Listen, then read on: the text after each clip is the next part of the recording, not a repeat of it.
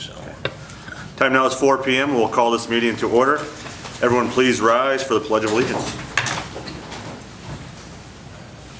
I pledge allegiance to the flag of the United States of America and to the republic for which it stands, one nation under God, indivisible, with liberty and justice for all.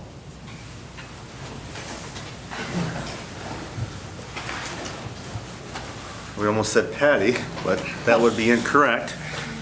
Karen, will you take roll call, please? Gary Swenson, Here. Deb Bodenstedt, Here. Ray Epp, Don Kettering, Here. Todd Woods. Here. Ray did call me. He, with the sunshine, warmer days, he's trying to get some crops in the field, so Ray will not be in attendance today. So I want to welcome guests and visitors, the media. I do want to remind anyone, if they have a cell phone, if they could please turn it to mute or silence so we won't interrupt anyone that's speaking this afternoon. At this time on the agenda is anybody financial conflict of interest if we have a reason to abstain by a commissioner. Has the commissioners reviewed the agenda? Is there any items we need to abstain from for a conflict of interest?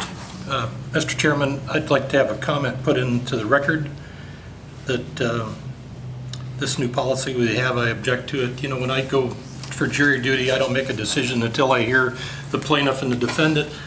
When I go in the confessional and the priest hears my sins, he doesn't make a judgment before he hears them. So I just want that written in the record that I object to this new policy. It's in the record, and I'll let you know that this is standard procedure that State's Attorney Clemish gave us in consideration with the, Rob, was that right? The Attorney General's office and the proper. South Dakota 617. That's So- fine. I just wanted that I object to it. Is there, so going back to the original question, is there any conflict of interest for financial reasons? Hearing none, is there any non-financial conflict of interest we need to abstain from? And if so, we must state the reason why. All right, hearing none. Next item, we're just going to go over any additions or changes to the agenda for today. I'd just like to add just a few comments on the end about being thankful for National Police, and I assume it's also the Sheriff's Law Office. enforcement. Law Enforcement Week. You must have been reading my notes, because I have the same thing I wanted to discuss, so. Any other additions to the agenda? I think we had one, Greg Henderson will be speaking as well around the item number 11, just a report on, from District 3. But it'll be a no action item, is that correct, Karen? I believe that's what Patty had left me a message with. Right, Okay. yeah.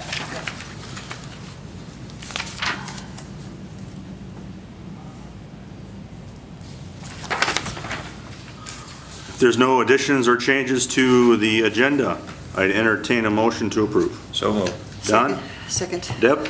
All those in favor say aye. Aye. Aye. Opposed? Motion carries.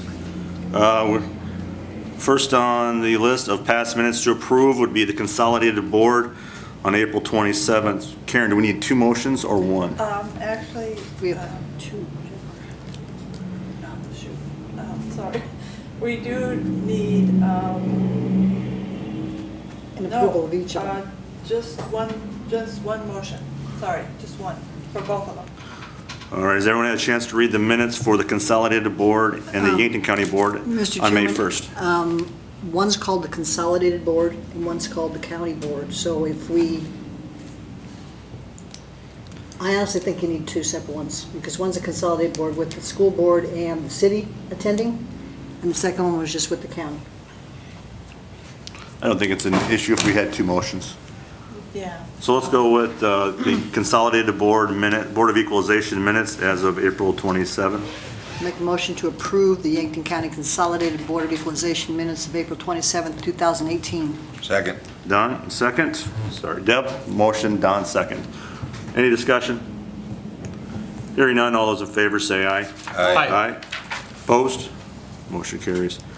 And now I need a motion for the Yankton County Board of Equalization minutes. Make a motion to approve the Yankton County Board of Equalization minutes of April 27th, 2018. Deb, is there a second? Yes. Don? Any discussion? Hearing none, all those in favor say aye. Aye. Opposed? Motion carries. And now on to the May 1st Commission meeting minutes. Is there any corrections or changes? I move approval of the May 1st commission meeting minutes. We have a motion, is there a second? Second? Don and Deb, any discussion? Hearing none, all those in favor say aye. Aye. Opposed? Motion carries. All right, first item on the agenda is claims. And has everyone had a chance to review the claims? Are there any questions in regards to the claims? Did we have the claims? I did not see the claims. It's, I have it here under mine. I've Okay. got it. It's listed under the packet AP Direct Payment Department Payment Register. There you go. I didn't recognize it as AP department. Oh, Sorry about that. Is there any questions on the claims?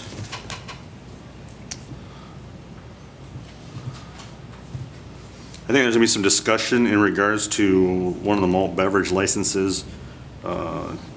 So we want to, Karen, we can't have a discussion on that and pay that, right? yeah, I just want to take that out of the claims if we don't approve of it. Where is that in the claims? It's in with all the other malt beverage, so it's going to the state. So let's reduce the malt beverage by $150 until we have a further discussion on it. Right, And then if we need to approve it, we can approve that after our discussion, correct? yes. All right. Any other comments in regards to the claims? I'd entertain a motion on the claims with the changes. Make a motion to approve the claims with the one change of less $150 payment to the state for malt beverage license. We have a motion from Deb. Is there a second? Second. Don? Any discussion? Hearing none, all those in favor say aye. Aye. Opposed? Motion carries. Next, we go on to surplus of a 2000 Chevy vehicle from Buildings and Grounds. And this is the that old Chevy pickup, is that correct, Karen? Yeah, the one Yeah, that that's couldn't really open the door and the rusted window out. Yeah, rusted out, yes. yeah, So we just need a motion to surplus this vehicle? right. Do we need a motion to surplus each of these items, or can we lump them in as one, Patty's got it as separate. as separate? Okay. I Okay. move we surplus the pickup. 2000 Chevy. Okay, Don made a motion to surplus the 2000 Chevy pickup from Buildings and Grounds. Is there a second? Second. Gary? Any discussion? Hearing none, all those in favor say aye. Aye. Aye. Opposed? Motion carries. Next item is a 1993 Ford and a 2003 Gator from the Weed Department. Let me see here. The Ford is a 1993 Ford F-150 pickup. And the Gator, like I said, is a 2003 Gator from the Weed Department. They're both from the weed, I believe. Yes. Yeah. I make a motion that we approve the surplus of the 1993 Ford F-150 pickup and a 2003 Gator from the Weed Department. We have a motion. Is there a second? Second. Don seconded that. Deb made the motion. Any discussion? Hearing none, all those in favor say aye. Aye. Opposed? Motion carries. Next up is to transfer of vehicles. There's a transfer from Emergency Management to Building and Grounds, a 2004 Dodge. I'm assuming that's a pickup. And then also transferring a vehicle from the Department of Equalization to the Highway Department, a 2009 Chevy Impala. Any discussion on that before I entertain a motion?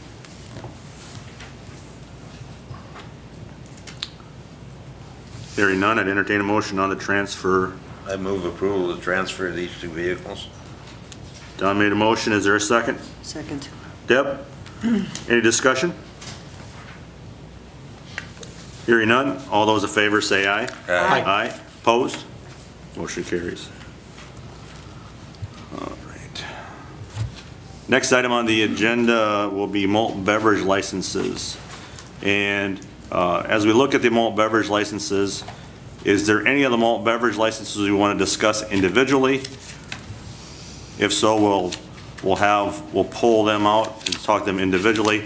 Otherwise, we will, if we do not have anything we want to pull out individually, we'll approve the numerous malt beverage licenses as one motion.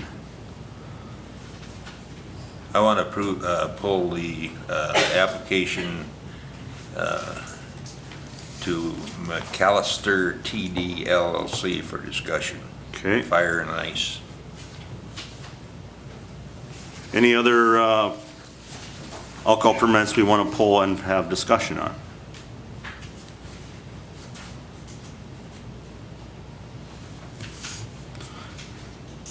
All right, we will now looking at all the other permits, we will take a motion in regards to the remaining permits for malt beverage licenses. Looks like everything appears to be in order. Fees have been collected. Property taxes are current. Mr. Chairman, we haven't had any complaints with any of these businesses throughout the year, have we? To my knowledge, no, and I don't believe there's any Violations? underage violations in any of these. I don't know, Rob would have that information on, or maybe even the sheriff's office, but. I'm not aware of. Okay. Any other questions or comments?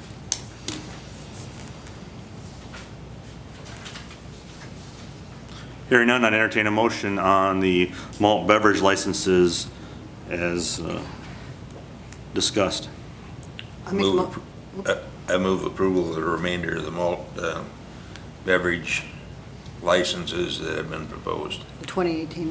Mr. Chairman, this one discussion, some of them are from malt beverage and South Dakota wine. Do we need to stipulate that in the approval? It's actually going to be all one license now, the same. The state is changing that now. If you'll notice, some of them don't have their number up here. It's because they're changing it to the same license, no matter what. Everybody, it'll be malt beverage and South Dakota wine for every malt beverage license. Oh, okay. Whether they have it or not, doesn't matter. Yeah, you're right. There's a, Because there's some that don't, but they can now if they want to, under the same license. yeah, I see there's a couple of them that didn't have, or one or two that don't have numbers. Yeah, that's because they're Okay. Then I'll second the motion. We have a motion, we have a second. Any other discussion? Very good point on that, Deb. We have the form, a new forms going forward be updated then, so they Yeah, they're. kind I of sent alleviate these that in. confusion. They will put in the recommend, so they're all gonna be RBs. Before they were RBs and then whatever the other one was, I can't remember now. But Okay. now they're all gonna be the same. All right. And what does RB stand for? I don't know. Okay. Sorry. Shorthand for something, I'm sure. Okay, thank you.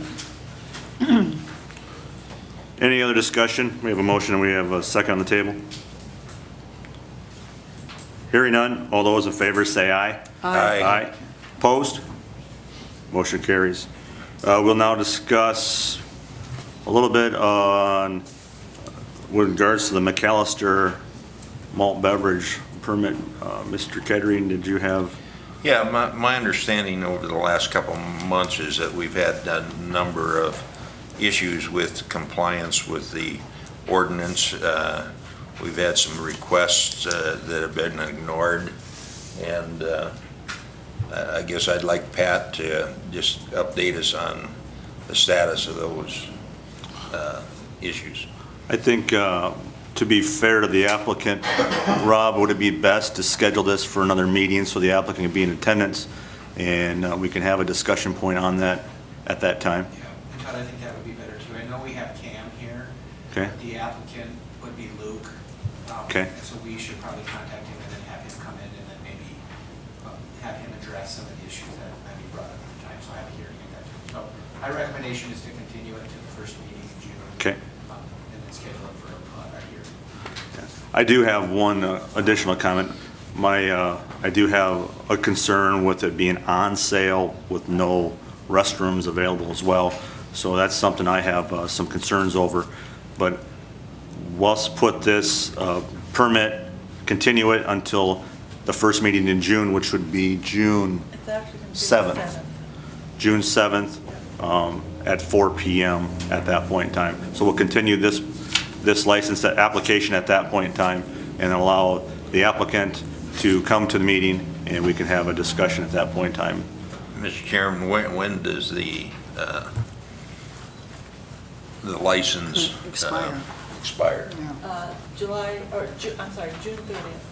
So the 2017 license is, and goes to June 30th. Right. So this actually is effective July 1. Right. Okay. That way it gives everybody time to come to the table and talk and have a fair, And not lose business in between. correct, yeah. All right. Sound like a good plan? Can we hear an idea of the complaints that Mr. Garrity may have that isn't addressed? That'll be done at the June 7th meeting. Okay. I mean, I think you've heard a little bit from Commissioner Kettering. My concern is the fact there's no public restrooms there for on sale.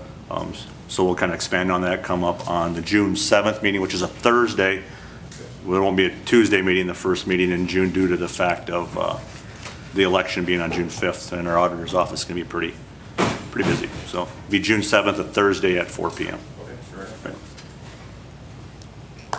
All right. Next item on the agenda is the consent report, or I'm sorry, the consent agenda, which makes up of multiple reports from department heads. And there's also a striping agreement in there and a right-of-way. In the consent agenda, we have an ambulance report, the auditor's settlement with the treasurer for the month of April, invoice from mental illness, pooled cash report. We also have a register of deeds statement of transfer fees, register of deeds statement of regular fees, the sheriff's report, veteran service office report, a welfare report, and a right-of-way for BY Electric, and the 2018 striping agreement. And I believe that is for the striping, the striping for the county roads, which is a cost sharing with the state. Is there any of these items that need to be pulled out and discussed from the consent agenda?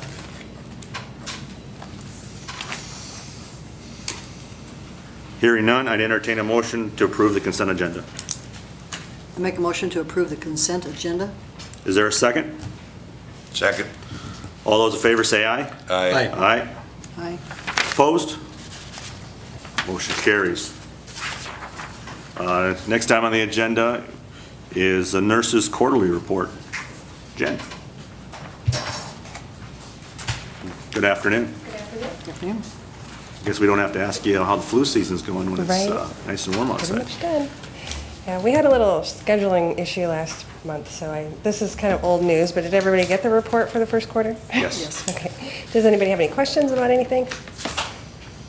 All of the upcoming events have pretty much been done. The only so- question I had, the TB testing, do we have active cases of TB? Not active at the moment. People have been exposed, but a lot of employees do get yearly testing just to make sure if they are ever involved in, patient care or anything like that. Okay. So, Thank you. yeah. Other questions for Jen? Jen, just want to, I think it's always a good refresher. Your office is a partnership with the state of South Dakota and the county, correct? Right. So yourself and Julie are state employees, Right. and then Shannon would be the county. County clerical. Yeah, clerical. Yes. So just another partnership we have with the state and I guess other entities as well. So sometimes for me anyway, sometimes you forget about that the county nurse is not a county employee, and Right. it's easy to have that little bit of confusion, but Yeah. any other questions at all for Jen and her office? As far as the state employee thing, we're still kind of working on the security system. We're trying to get the computers, because they're states like they're state computers. That's one lovely thing that we get, where we're caught in the middle, so. There's always sometimes a conflict or Yeah. inner workings on that, so. Yes, but otherwise Do you we're good. get any interaction with the drug situation in the community? As far as illegal drug use? Yeah. Not directly usually. I mean, we do have clients that maybe are struggling with addiction issues and things like that. So we try to find them help with, Lewis and Clark or, counseling places. So do the best we can, but direct, things like that, people coming in under the influence or anything, we've not really seen any of that, so. In this past quarter, did you do a point of distribution drill or scenario? That's kind of Julie's thing, but I believe they did they did a call down in January. I know And what's a they're, call down? it's basically like the state alert system will notify people. It's kind of like either an email, a phone call, and basically they want you to respond in a certain amount of time, and they kind of track that to see, what the response they're getting, if they're getting it timely, if there's anything that they can improve on. So, Okay. but I think they're planning something for the fall, but that would be more Paul. We actually, if I may, we actually did a vaccination plan in October of last year, and we have another one scheduled this fall, depending on when the serum comes available. We'll be doing it up at Memorial College, doing a full-scale exercises with college, and then opening it up to the public. But the date and times that that's that date. Perfect. Any other questions for Jen? Okay. Thank you for your report. Thank you. Thanks for coming Thank up. Our next item on the agenda is the 2018 Bridge Projects bid opening results. Brian? Well, it's been a couple weeks ago since we've opened these bids, and we had 2 bids come in for our big improvement bridge grants. For the structures over the Jim River would be the one on 430th by the Stone Church, by the Jamesville Colony and the Johnson Bridge Road. Each one of the bids from the contractor that I'm going to recommend, which would be Journey Group, came in under the engineer's estimate, and then that allowed us to add in the alternates to the project. And it looks like Journey Group companies from Sioux Falls Construction came in at $656,479.12 with the alternates. The Brian, will you alternates. break those down per bridge just so the Yep. public can know the difference? Okay, the structure on 430th, engineer's estimate was $220,310.28. Journey Group's bid came in at $212,461.68, and BX Civils came in at $241,195.10. So, Nearly a $30,000 difference. yep. The second one there would be by Jamesville Colony. Engineer's estimate of $221,453.56. Journey Group's bid came in at $200,548.52, and BX Civil's bid came in at $231,563.90. And third and final one here, engineer's estimate, $199,479 or $497.16.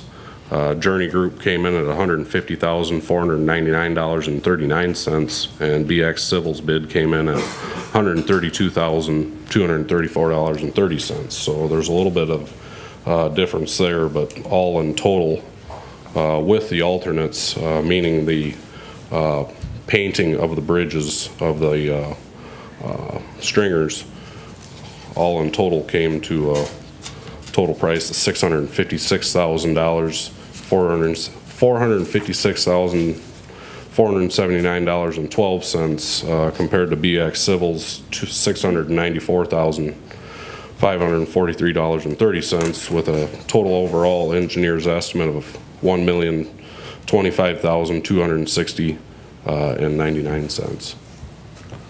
So in other words, with the alternates, the engineer's estimate for those was just over $1 million. Correct. 1,025,000 That was everything. That was everything. with the alternates and everything. Yep, The low bid right now is Journey Group with the alternates at $656,479.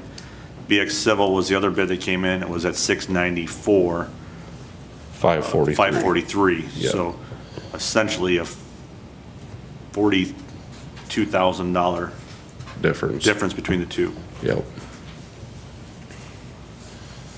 And that's 80% of the project, correct? yes, that'd be 80% of our, that share would be paid for by the state and 20 by the county. And we were approved a cumulative bridge improvement grant at $880,000 was the total amount approved for. Yep, So right now, 80% of this, the low bid, we're talking about $500-some thousand. correct, So we're well under, but we're well under the estimates. Correct. With the alternates added. with on. the alternates added in there. That's good to hear. Very good. And just so you know, we do have a pre-construction meeting, so I don't have any schedules currently as far as when they're gonna start. If you guys do approve the recommended Journey Group, but that meeting would be Thursday if you guys do approve it.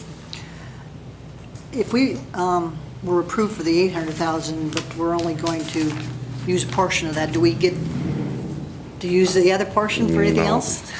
We would have access in my budget, because I budgeted off of the engineer's estimates. But I'd have more of that information on what we will not spend out of my bridge, Brian, if this is approved. sorry, correct me if I'm wrong, the bridge improvement grant at the state, you are allowed so much cumulative in big grants. Correct. So I can't remember what that exact number is. 4.3. So 4.3 million, so even though we were awarded 880,000 in a grant, we're gonna use a little over $500,000. Correct. All we're doing is what we're saving here, we're banking for a future project, if Yeah. it would be. Yeah, the total overall, the county, each individual county throughout the state can tap into in a 4-year period is 4.3 million. So let's go back into a holding pot for us, or will this go to, back for someone else to use? No, this will be distributed now out through The rest of the other state. projects. Other questions for Brian?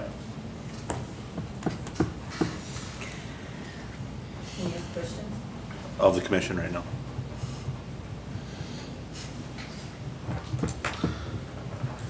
Brian, if we'd have put 4 bridges in, if we'd gone for an extra one, and gone over, then could we have used that money and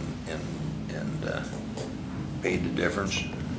We would have, but we would have had to show it in our budget somehow to, Somehow. We would have accounted to have that 20%. we would have had to have accounted to make sure we had our 20% allocated. Okay. Thank you. I'll give you a moment to talk here in a second in regards to this after. If there's no other questions of Brian in regards to the bids, I'd entertain, is there any other questions at all for Brian on the bids that were proposed or presented, excuse me? Hearing none, I'd entertain a motion to accept the bid. I make a motion that we accept Journey Group's bid of $656,479.12. Second. Motion is second, any discussion? Hearing none, all those in favor say aye. Aye. Opposed? Motion carries. Question in regards, will you approach the podium so that it can be picked up on the microphone, please?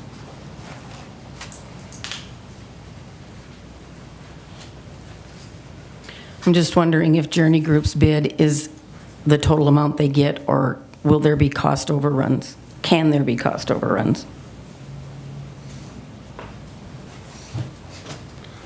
Inspection and everything will take place by Clark to ensure that there will not be cost overruns. And on all these state projects, it is a locked-in price. Thank you. Thank you, Brian. Thank you. All right, I'd entertain a motion to go into Drainage Board. So moved. Deb, is there a second? Second. Gary? All those in favor say aye. Aye. Opposed? Motion carries. Brian? I forgot to give you this. We are in Drainage Board. Okay, we have an applicant in front of us, Lyle Hauger, at 29575 144th Avenue, Irene. This was a two-stage project, so to speak. While we were going through the Drainage Commission, we separated it and we called it Hauger East and Hauger West. And the Hauger East was able to go in front of the Drainage Board, which is what's in front of you right now. So this was recommended for approval by the Drainage Commission based on findings of fact of April 26, 2018. Said property is legally described as the southeast quarter of Section 27, Township 96, Range 55, and the south half of the southwest quarter of Section 26, Township 96, Range 55, and the southwest quarter of Section 27, Township 96, Range 55, and the west half of the southeast quarter and the east half of the west half of Section 34, Township 96, Range 55. So the the Drainage Commission allowed the project that you see on your mapping that went underneath 444th Avenue. And the easement is signed from Hauger, and it's Mike Healy that owns the parcel to the east, and that easement is signed and in place. And so all the requirements were met, and we had appropriate site plan, 6-inch outlet going into the blue line, and the right-of-way application will be approved by the county, and Brian wanted to wait and make sure that the Drainage Board was on page with this. But this will be a bore underneath 444th because it's hard top. And it will be a tile under the road. The tile will be continuous all the way to the blue line. This would be the northern part of Walshtown Road, is that correct? Yep, just north of Columbia Church. And so anytime we go into hard tops, county roads, we always make those be bore. And then on township roads and gravels, a lot of times they'll just be open and then maintained for 2 years. When you say open, is that just a culvert or? what do you- The pipe itself, they'll open up the road, we'll just break it open. And then most of our townships now, we're working with them and then have a 2-year maintenance by the applicant thereafter, making sure that the gravel is properly placed and maintained on that open. But instead of boring, we usually just cut those open with the trench. But this is a hardtop road, so this has to be a bore. Any other questions for Pat from the commission? And there's been anybody complaining about this? No complaints on this one. Easements fell in place. This is all falling in place. Any other questions of Pat from the commission? I entertain if the applicant is here and would like to speak in favor or in regards to his drainage permit, allow them the podium at this time.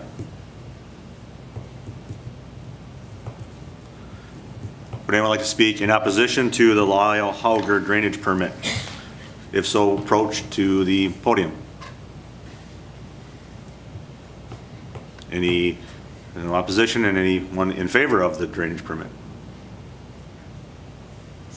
Seeing none, we'll close public comment at this time, and we'll open up the floor to the commission for a motion. Oops. Make a motion that we approve the Lyle Hauger East application. Is that correct, Pat? Yep, Okay. yes. I'll second it. We have a motion, we have a second. Any discussion? Hearing none. All those in favor say aye. Aye. Aye. Opposed? Motion carries. Okay, thank Can I you. get a motion to go into regular session? Move. Don, is there Yes. a second? Second. Gary? All those in favor say aye. Aye. Opposed? Motion carries. Paul? We're our spot on time right now, 4:35. I'll be quick. Keep you on time. Did you get everything in your upload, as far as the little letterhead and then the chart? I'm here to ask permission. I'm not here to change the, correct me if I'm wrong, Karen, but I'm not here to change the payroll scale that's set up by the county. I'm just asking for the part-time person, the 19-hour person, to increase the wage that's set right now to a higher dollar amount listed What in is your. it right now Right now, it's $12.50 for part-time? for part-time. And within my budget, I talked with Patty, and I mean, she concurs with the figures. I gave you this, and I don't know if you have this in front of you. Do you have this sheet with you? Okay. That is there. The other side of it is that if my intentions is when I hire somebody in here, I am going to request to apply them to the state and local agreement. I'll try to use not acronyms today, to where we can collect some of that funds. Usually at the end of the year in October, there's leftover monies and they pay out for certain projects. And by putting in that application, we can possibly, I'm not going to guarantee it, but possibly recoup some of our costs for 2018 on this position, which would be like a quarter time, if you will.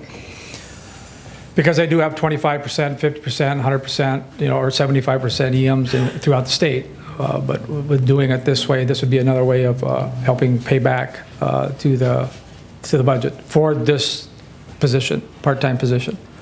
Have you talked to other counties, surrounding counties, and Yes. what are their part-time wages? Pretty close to the same. Maybe a couple, 12.50? 12, no.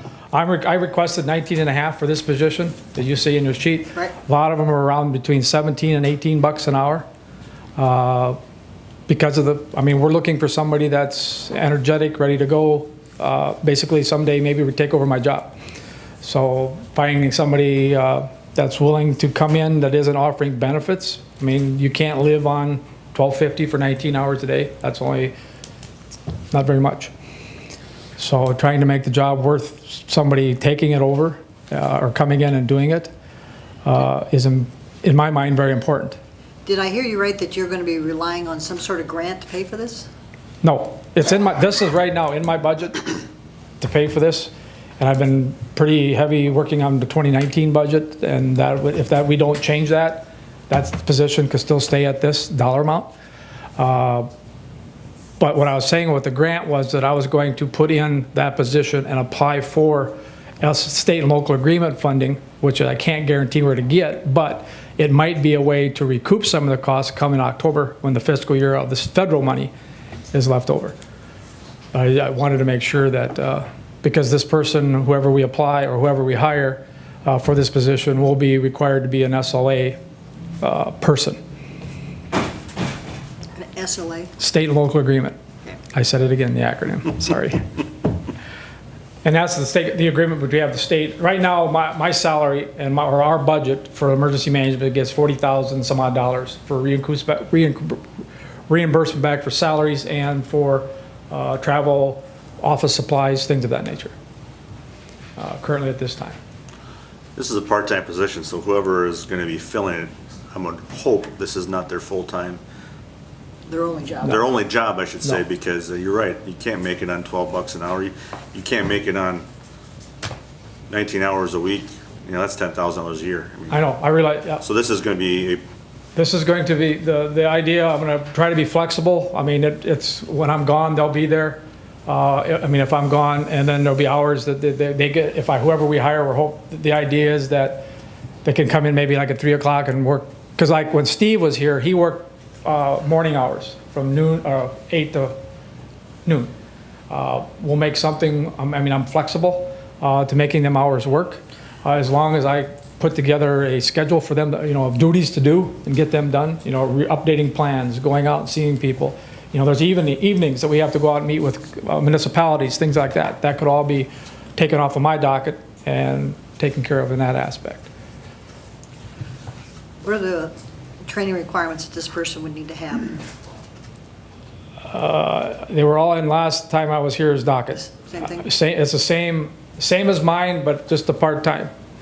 Because the goal is to have that person be able to take over, even though they're part-time, in the event that I'm not here, and run the show. And I mean, there's all the ICS classes, there's all the classes that they have to attend eventually. And again, they're not right all this year because the state doesn't offer them every year. And it's just to be a matter of, to be a member of the SLA, you have 2 years to accomplish it, as long as the state offers the classes. So if it would be 3 years before they get it because the state, I mean, we've got time to get them in there, but if I say this is what it's gonna be, put the application in, I don't see where they won't accept the application. I just can't guarantee at the end of the year, but I'm hoping to get 25% back, or 50% back of the half of what we're asking here today, but the total would be for that job. So in other words, you're hoping the grant would pay for half this part-time position. Right, yep. Other questions for Paul? My question in regards to maybe on our countywide definition of the position, maybe not the definition, but the pay range. Are we changing the pay range on our job description by moving it from $12.50 to whatever we decide here today? Are we changing that description because of it? We have, if you look through the payroll scheme or the payroll sheet, correct me, there's probably the right name for it. You look at the part-time clerical, part-time, different positions, we're awfully close. I might be $1 more than some of the positions, but a lot of the positions are up at that higher level. This is $12.50, as an hour. I'm referring to specific to this the job description in our handbook. Doesn't each job description kind of give a basic range for salary, for hourly wage? Not under mine. Okay. I mean, I can't speak, I haven't looked at, but I mean. Is there a job description for this position? Yes, you guys approved it 3 months ago, 2 months ago, whatever it was. So we've had this position, this is a part-time Steve. position you've had. Yes. Steve Hermanson was that and then retired. Yep, correct. I was just going through your math here that you gave us on your spreadsheet. We have the one about current budget, your salary, the new position, total budget. I just did your budget, or your salary and the new position together, and it doesn't come up to 80,000. Where do you get that? I mean, shouldn't that be what it is? I don't have a calculator Maybe in front of Are me. you talking, Oh, that's you gotta have that workman's comp, and that's the only thing I didn't add. Right, that workman's comp. And then the other thing that isn't any, I didn't add it. The 83,000 or 85,000 clear to the left is what's in the actual line, the salary line budget.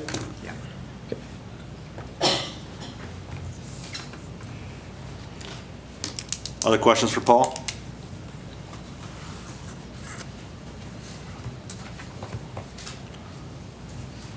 I'm not opposed to bringing it up from $12.50 an hour. Just, I think you can get a job at a fast food restaurant now for about 14, 13 bucks an hour, to whatever it is.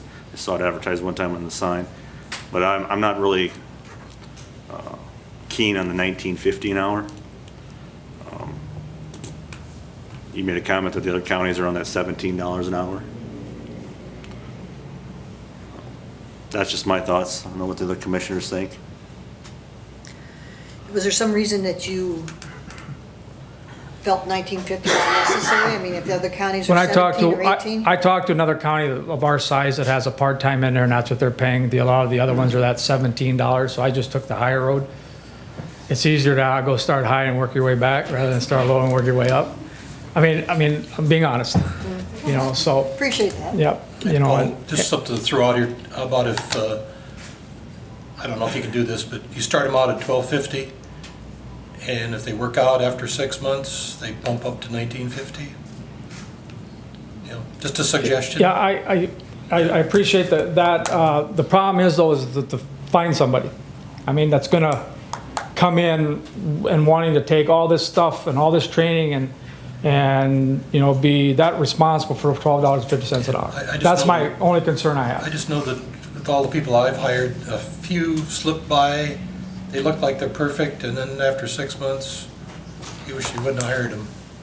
Well, normally I would agree with you, Commissioner Swenson, except for the fact that in trying to entice a person to even apply for the job at $12.50. And as the chairman said, $12.50 for anybody to try and live on, even at a part-time, I mean, you couldn't do it. I want to talk about one other thing in regards to whatever we decide here. Right now, it's in your budget this year, even if we would approve the $19.50 an hour. But one thing going forward, we're going to start budget talks here in the next month. An increase from $12.50 to $19.50 an hour, your 2019 budget's going to be higher. If I keep it the same the way it is right now, Well, so don't you have this year's budget, 2018? yep. For a part-time position for 19 hours? But the thing to remember, this is only for 7 months. No, I Oh, okay, I understand that. sorry. But I'm talking about your 2018 budget is for the full year, part-timer at $12.50 an hour and 19 hours a week, correct? Correct. So you go into 2019, even though it's 7 months, the money's in your budget this year. But 2019, you're gonna go from $12.50 an hour to $19.50 an hour, $7 an hour way.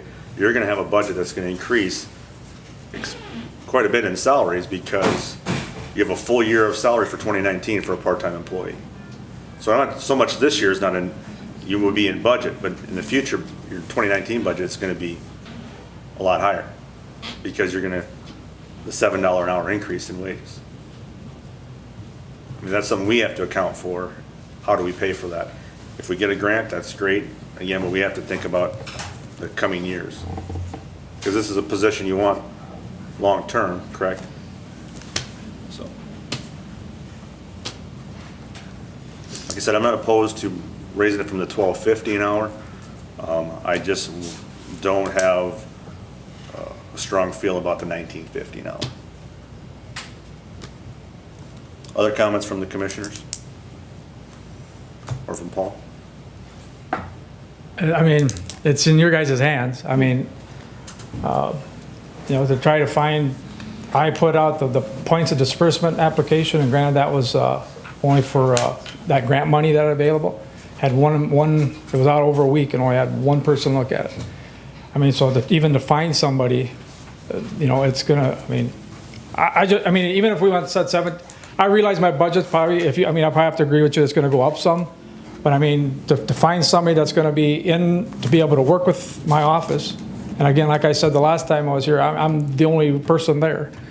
And I would like to have some help. I mean, I am coming to you, granted, later in the year to talk about this matter, but this is something that I'd like to do now. I want to disagree, maybe the 1950 is out. I mean, if you want to say 17 and a half. But it's the idea to find somebody that's going to be able to come in and work. One thing to think about too, in regards to, I think we've all heard it. We have 2% unemployment in Yankton. We have about 400 people that aren't working, and we have 800 jobs. There's a lot of opportunity out there.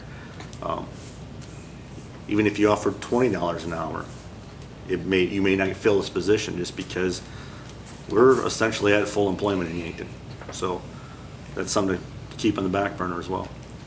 And it's got no benefits, so Right. you're finding somebody that, But that was another reason, I mean, in my mind, and maybe I'm wrong, is the fact that if you entice them a little bit more with the wage, I mean, they're not coming here to make their living. They're not coming here because they got retirement or they got insurance and stuff some other place, I would assume.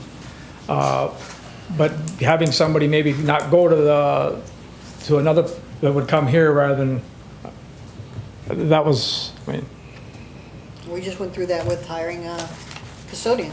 I mean, first time, nobody applied. Second time, we got 2, but it was all due to benefits. mhm. Any other questions of the commission? Well, we're talking about $1,500.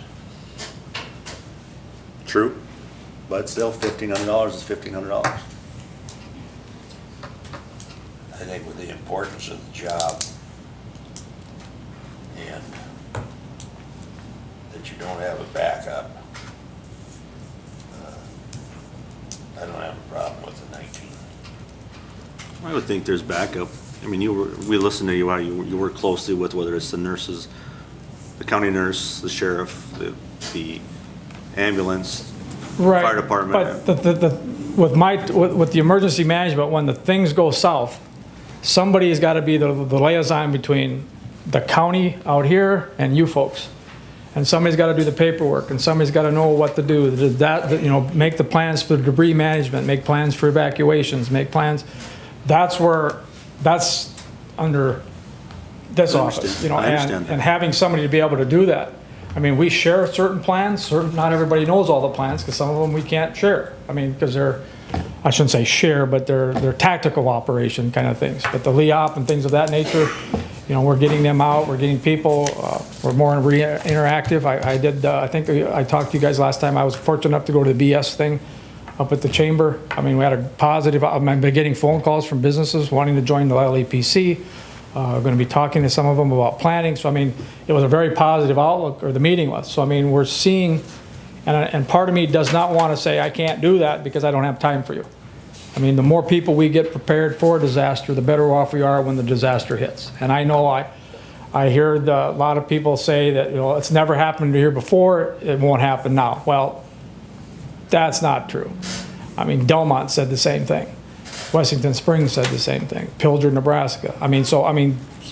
Springfield windstorm. I mean, we just need to be ready. And if I would not happen to be here, if I get sick, we need to have somebody that's able to take over, understand the office. And granted, the fire departments and EMS and the health nurse and they're going to do their job to treat people.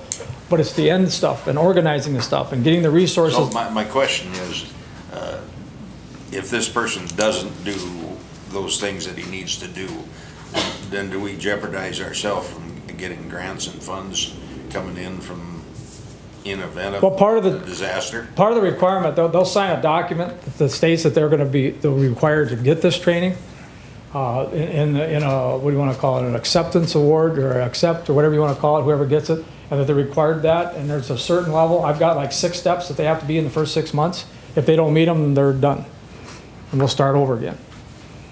I mean, it's kind of like what you were talking about, you see good ones or bad ones, but the idea is that, I mean, there's got to be a footprint or a layout of how we're going to do it, because I have to make sure that whoever I hire don't make me look bad. And I mean, I look bad enough the way it is, but, And can this guy, can he take another part or full-time job?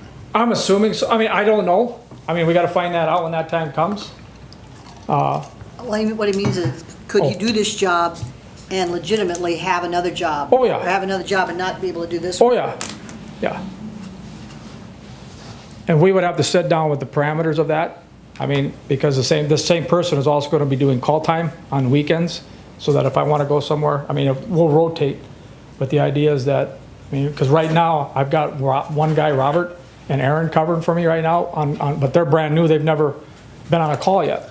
So we're slowly trying to get some of that taken care of, but it's just baby steps. But this one here can be driven harder because of it. Excuse me. Or because of the job.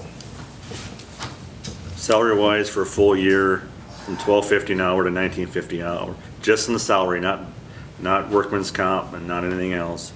It's an extra $7,000 a year. Granted, it's $7,000 a year. You can take it one way or the other. It's something we need to account for in 2019, 2020, and every year after that, this position's there. So, if there's no other discussion, I'd open up the floor for a motion.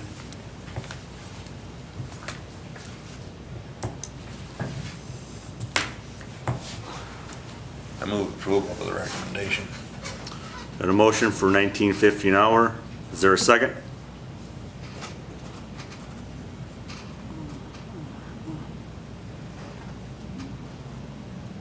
Is there a second to the $19.50 an hour motion on the table?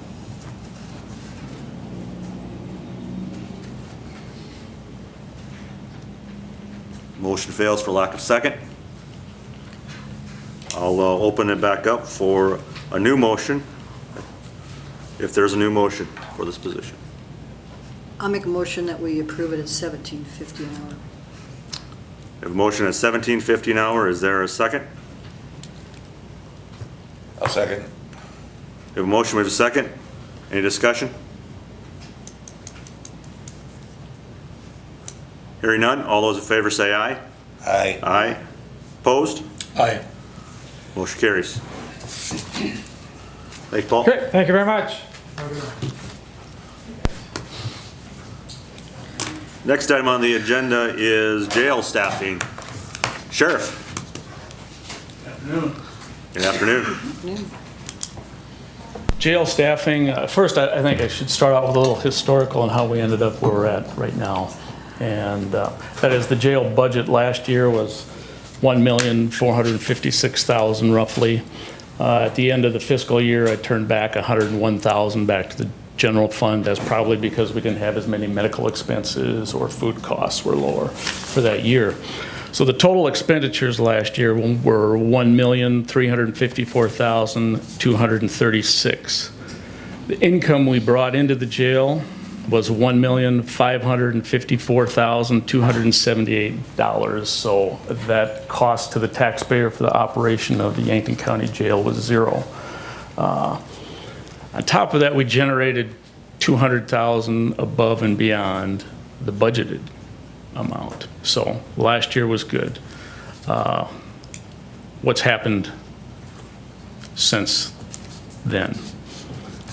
Towards the end of last year, we negotiated with the Department of Justice through the intergovernment agreements process for an increase in the daily prisoner housing, which brought our rate up from $60 a day to $70 a day.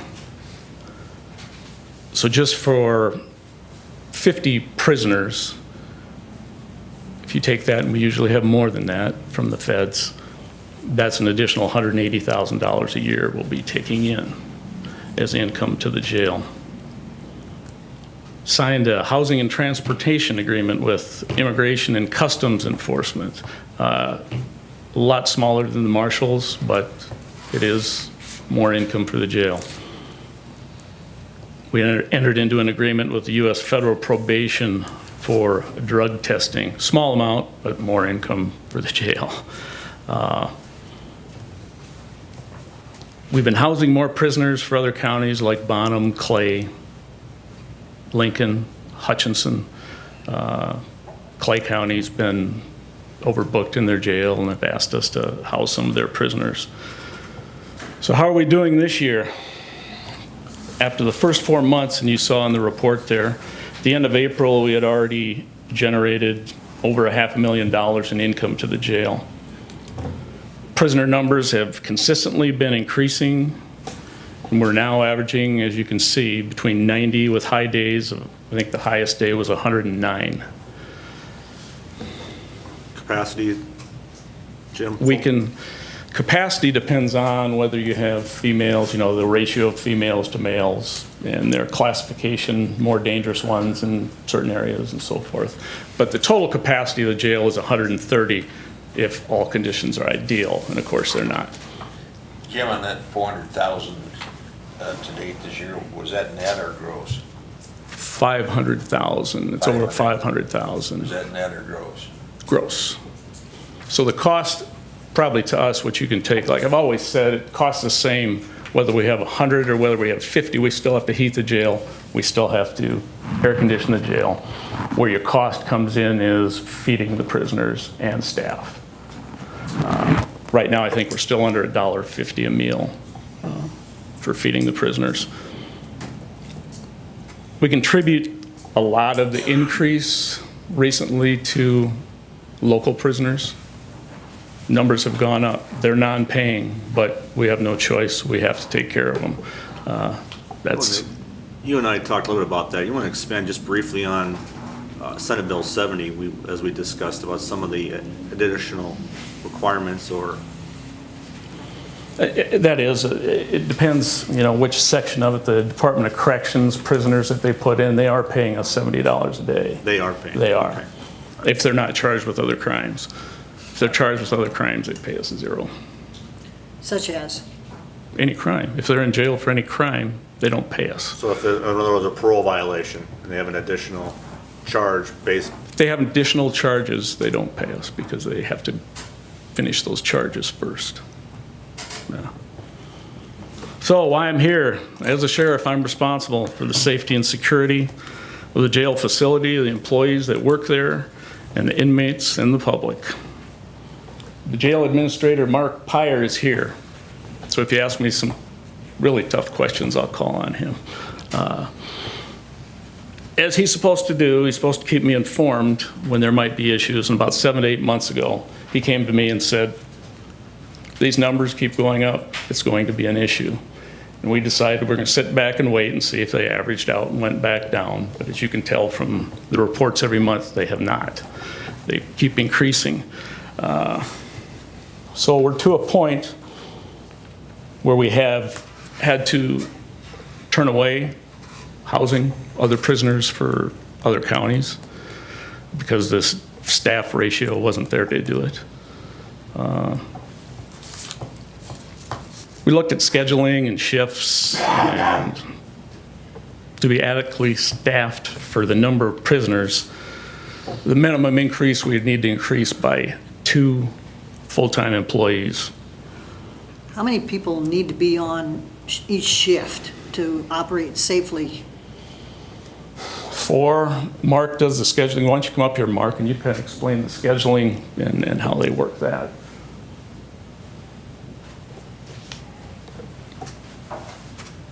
Currently, we require 3 people to work a shift. And shifts are 8 hours? Shifts are 12 hours. 12 hours, okay. There are 4 people per shift. And one of those people that we have on shift is at all times sitting in our control center. So that leaves 2 people to 100 inmates. That is 2 completely booked people in, feed, do medications, everything that we do in there. With the amount of people that we have, that is a very high ratio, I guess I would say. So you said 3, but then you mentioned 4. We have 4 per shift. There are 4 scheduled on that shift.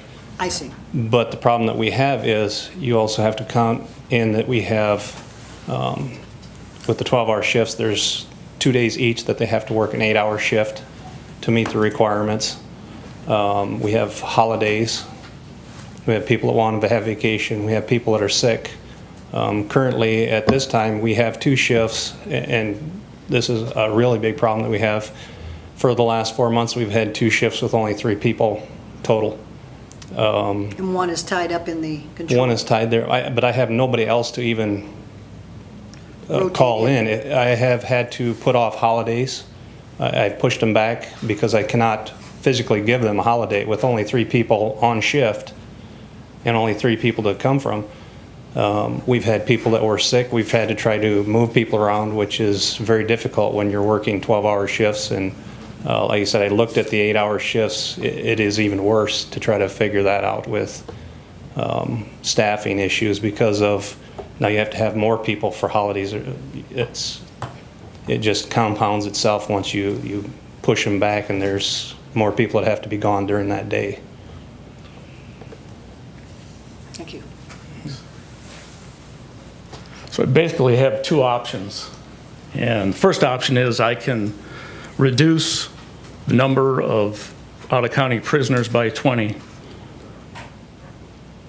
to bring it down to a manageable level. That would be a reduction of income of $511,000 a year. So that's 20 times 70 times 365.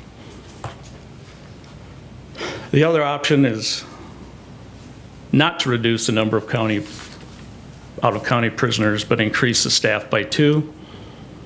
Total cost to do that with benefits is $107,750.64. Todd, you're an investment guy. Take that amount. you're putting me on the spot. And what we come up with, we'll still have an income of $403,249 that's coming in.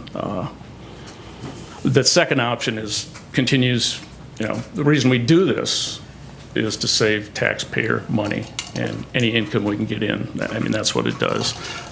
We're on track right now where more than likely, unless something happens, the cost to operate the jail in 2018 will be zero Because of the income coming in for because of the income coming in. Now, when we house federal inmates, you've come in front of us in regards to whether it's a vehicle requirement or some other, the feds have requirements we have to comply with to be able to even get a contract, is that correct? Absolutely, yeah. It's Thick. several hundred pages. And part of that is also to have these, Adequate staffing levels. I mean, that's just, that's, for me, that's a no-brainer in regards to safety issues. I hear about the state prison right now, we have a shortage of inmates, we have shortage of help out at HSC. And Not a a lot of shortage it's, of inmates, is it? no, it's just, I'm sorry, a shortage of staff. Yeah. Thank you, Deb. To me, safety is number one. Me too. I mean, I think that's everybody's, and it's definitely paying for itself. If we had to reduce the number of inmates and we lose $500,000, I mean, we've used the jail revenue that comes in that helps offset some of the highway department budget.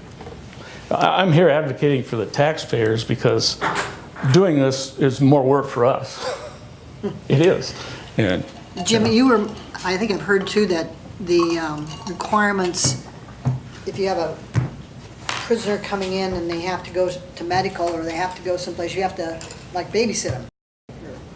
we're paid to do that with the federal prisoners. And if it's going to be too long, they take over. Who does? U.S. Marshals. Okay. Or they'll move them to a different facility. But that comes right out of your 3-person shift. It does. We have part-time guards and transporters. Jim, do you know what the ratio is at the federal prison for total employees, total prisoners? I heard one time, but I don't want to quote it. I don't know. Well, I heard 100 employees, 700 inmates, so you guys are doing a unbelievable good job. Yeah, man, I don't know what they're... Yeah, so I'm in favor of a couple of employees, so. I know what it's like to work shift work. I know how tough it is. Somebody comes in sick and then you get to work a double shift. If I did my math right, from the economic development end, you'd have to have about a $60 million capital investment to offset the income we make from the jail. We haven't gotten any $60 million industries come to the county lately. No? Gary, I'm going to ask, you made the comment, is that a motion then? Are you making a motion for the 2 other employees? For the 200 employees? The two other employees, not 200 employees.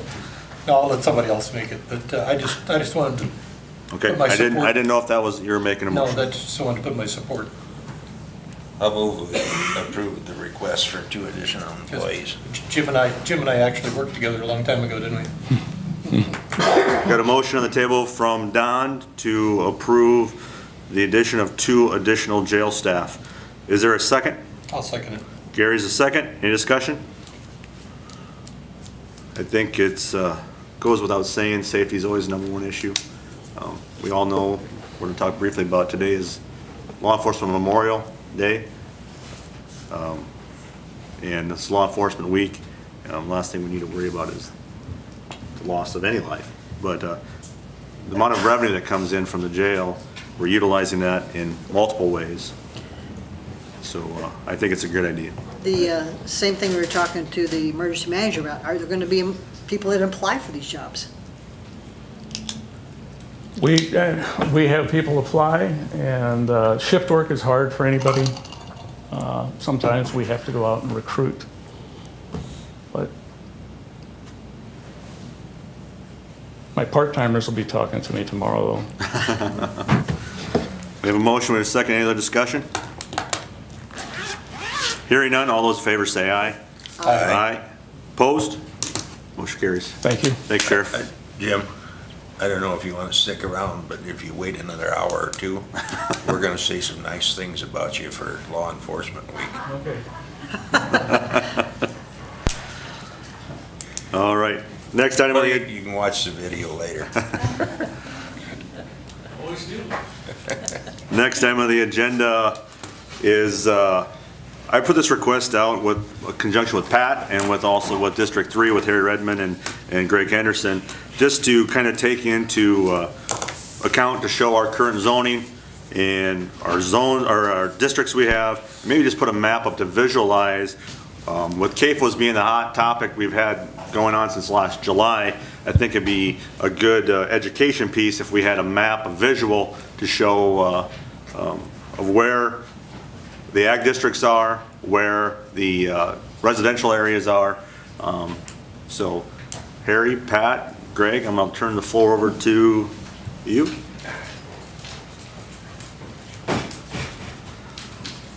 I'm here to do my annual performance report, so if you don't mind, when they're done, I'll... I got you down, Greg. Thank you, Greg.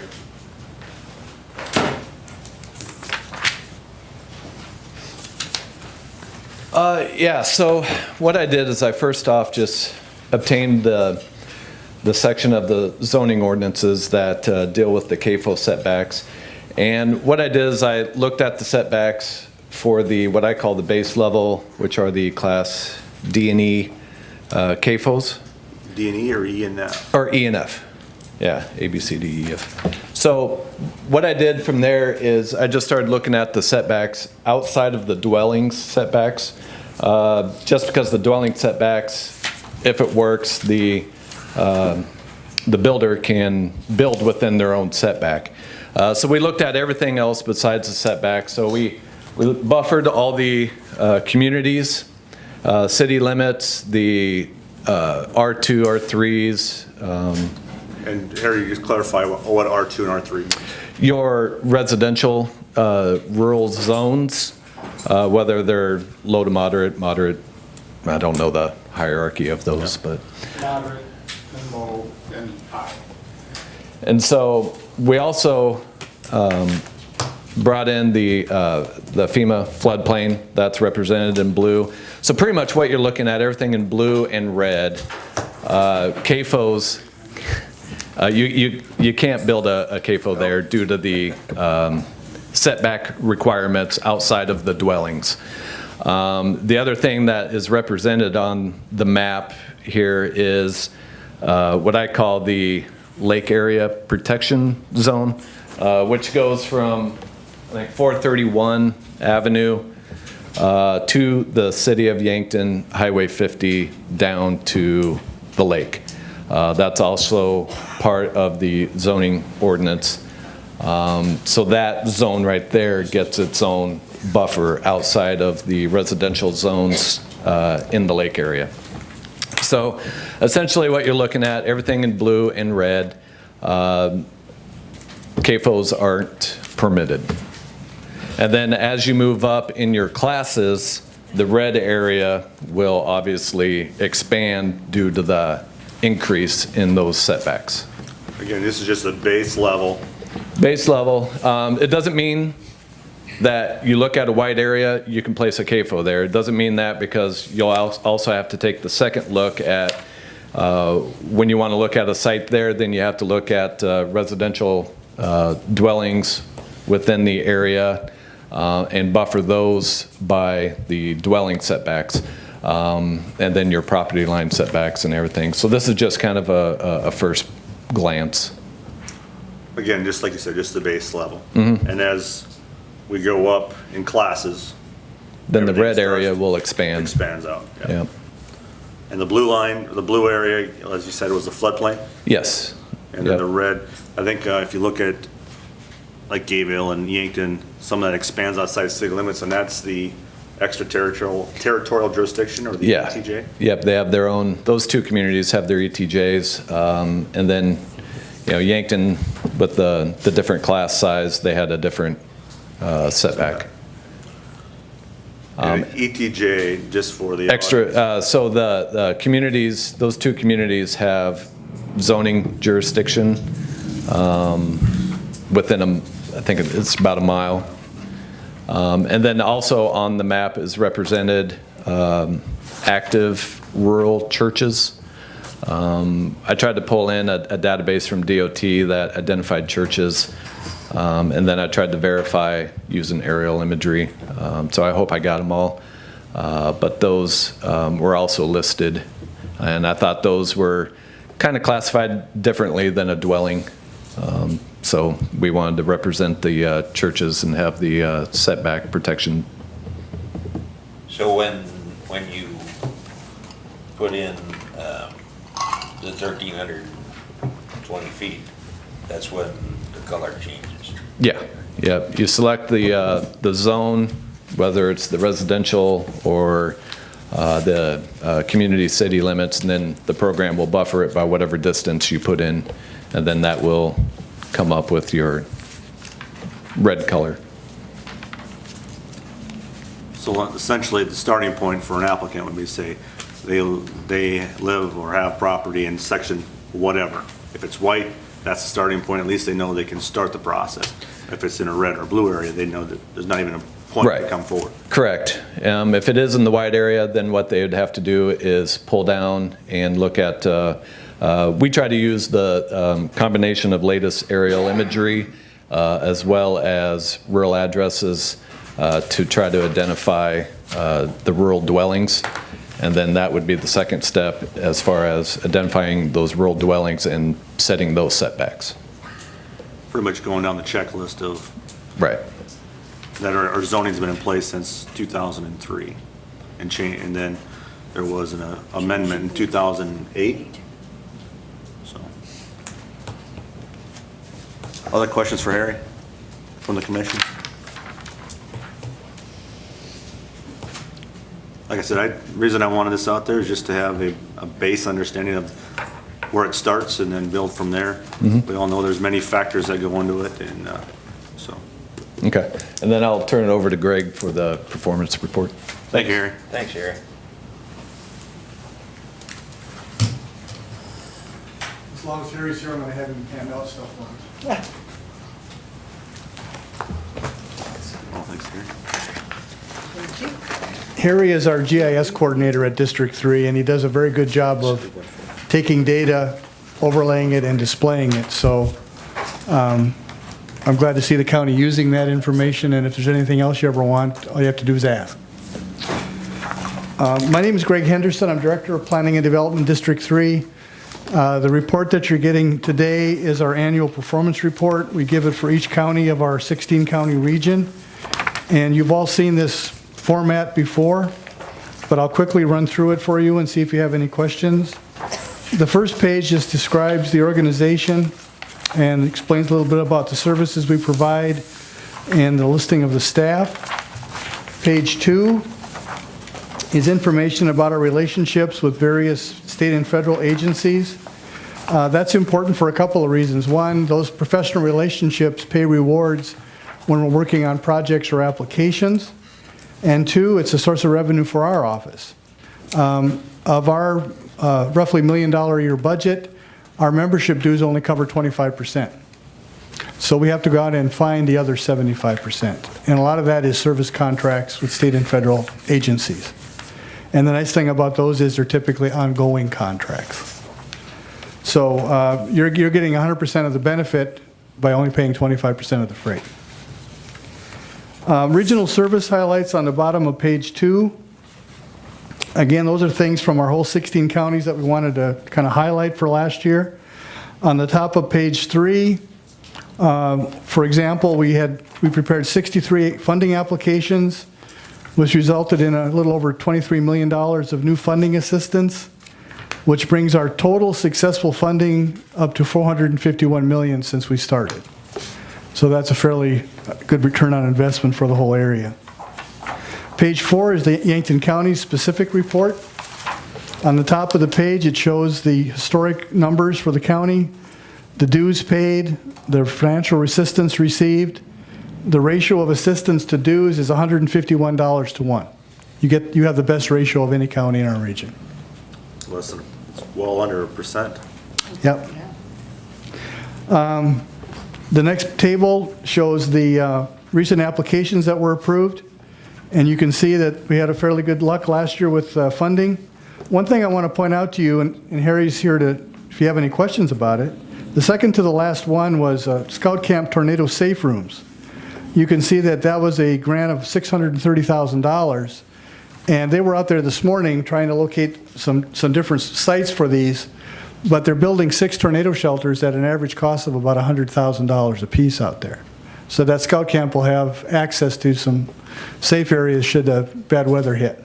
Remind me, Greg, on that grant, the county's not actually having to commit any dollars to the No. camp, but we had to sign on as. We had to be the applicant, yes. Yep, and because of that, there's gonna be 600 grand going out to the Boy Scout camp to. Yes. Keep them safe. keep- Those are FEMA funds that are funneled through the Hazard Mitigation Grant Program. So, small business support, we host the Small Business Development Center and as well as the Area-wide Business Council in our office. And you can see we made 2 loans in the county in 2017 from ABC. It involves $275,000 of our money that leveraged $2.4 million of private investment and created or saved 9 jobs. The SBDC had 39 clients in the county last year, and those clients, again, invested another $2.8 million in their businesses and created 28 jobs. Governor's House, you can see the Governor's House sales in the county historically, and I do have a brochure for that program if you're interested. I can leave a stack of them here. The price of the house has gone up, but also the features have increased. They've gone to 3 bedrooms, and they're also including air conditioning now in the price of the home. And what does that cost? About $57,000 For a 3-bedroom? 3-bedroom, 1,200 square foot house. And it's still a very good bargain for somebody that qualifies for that program. Then the rest of your report is just information right out of our monthly work reports. I won't go through those with you, but you can see we were working with just about every entity in the county in terms of communities, organizations. It's pretty diverse, and a lot of that comes directly from the fact that we're physically located here. We're very accessible to your residents. The historic information starts on page 6. You can see every funding application we ever did that was funded. Page 13,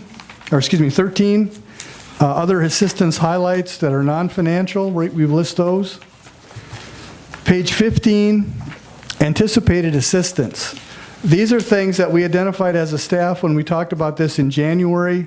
So we were looking forward to working on these items in the county during this year. It is by no means a complete list, but going into the year, these were things that we knew were on our radar, so to speak. So again, you can see that there's a lot of activity taking place from our office in the county this year. And then the last tables in the report are just region-wide information. Again, you can see where the Governor's House is sold. You can see our clients from SBDC and the Area-wide Business Council. One thing I always try to remind counties of, we offer a service called PTAC. The acronym stands for Procurement Technical Assistance Center. It's kind of a mouthful. But PTAC basically allows us to work with businesses or governmental entities that want to do business with the federal government. If you want to bid on a government contract or even receive government funding, you have to complete something called System Award Management. You get registered with the government. And the SAM process can be very taxing on people. It's kind of a frustrating thing. We do it for free, and we do it for anybody. So we will help private individuals and as well as local governments. We do it automatically for Yankton County. You're on a tickler file, and when your time comes up, we just take care of it. I'm your registered agent, and we just do it. But for other entities that are encountering this, we'd be happy to help them with it. And this service we do statewide. So that's kind of a summary in a nutshell. Any questions or comments about our office? We appreciate your membership, and we're here to help you. I think you all know where we are, and you're not shy about asking us for assistance, which is good. So, Any questions or comments for Greg? So obviously the partnership has worked very well for the taxpayers of Yankton County, the economic benefit of it. We appreciate the hard work and professionalism of your staff. You know, one of the things you brought up that kind of caught my interest was the small business support, loans, development. Someone wanted to explore that option. They just need to reach out to your office, Yeah, correct? pick up the phone or walk into our office. Absolutely. The SBDC service is free, it's highly professional, and it's confidential. I couldn't tell you the names of SBDC clients. I can tell you the outcomes, but their names are protected. But it's a very good service, and the bankers like it because we do the hard work in terms of crunching numbers, looking at performance, those type of things. And if they can go through our staff and get their numbers looked at, oftentimes that'll tip a bank loan officer in their favor as far as getting financing. So they do a very good job. And the Area-wide Business Council, it's small business loans. We take a subordinate position, so we make it easier for the banks, and we always require an outside lender being a partner. That gives us extra eyes and ears to look at the deal and how it's performing. So again, ABC has done a good job, and we will do almost any kind of business. We're not hung up on industrial projects or anything like that. We'll do service businesses, just about anything. Because our small communities in particular need job creation, and we don't care what kind of jobs they are. Thank you. All right, Thanks for Greg. Thank you very much. Thank you, Greg. Appreciate it. Thanks, Greg. All right. Next on the agenda, Aflac updates. Shannon Jepson.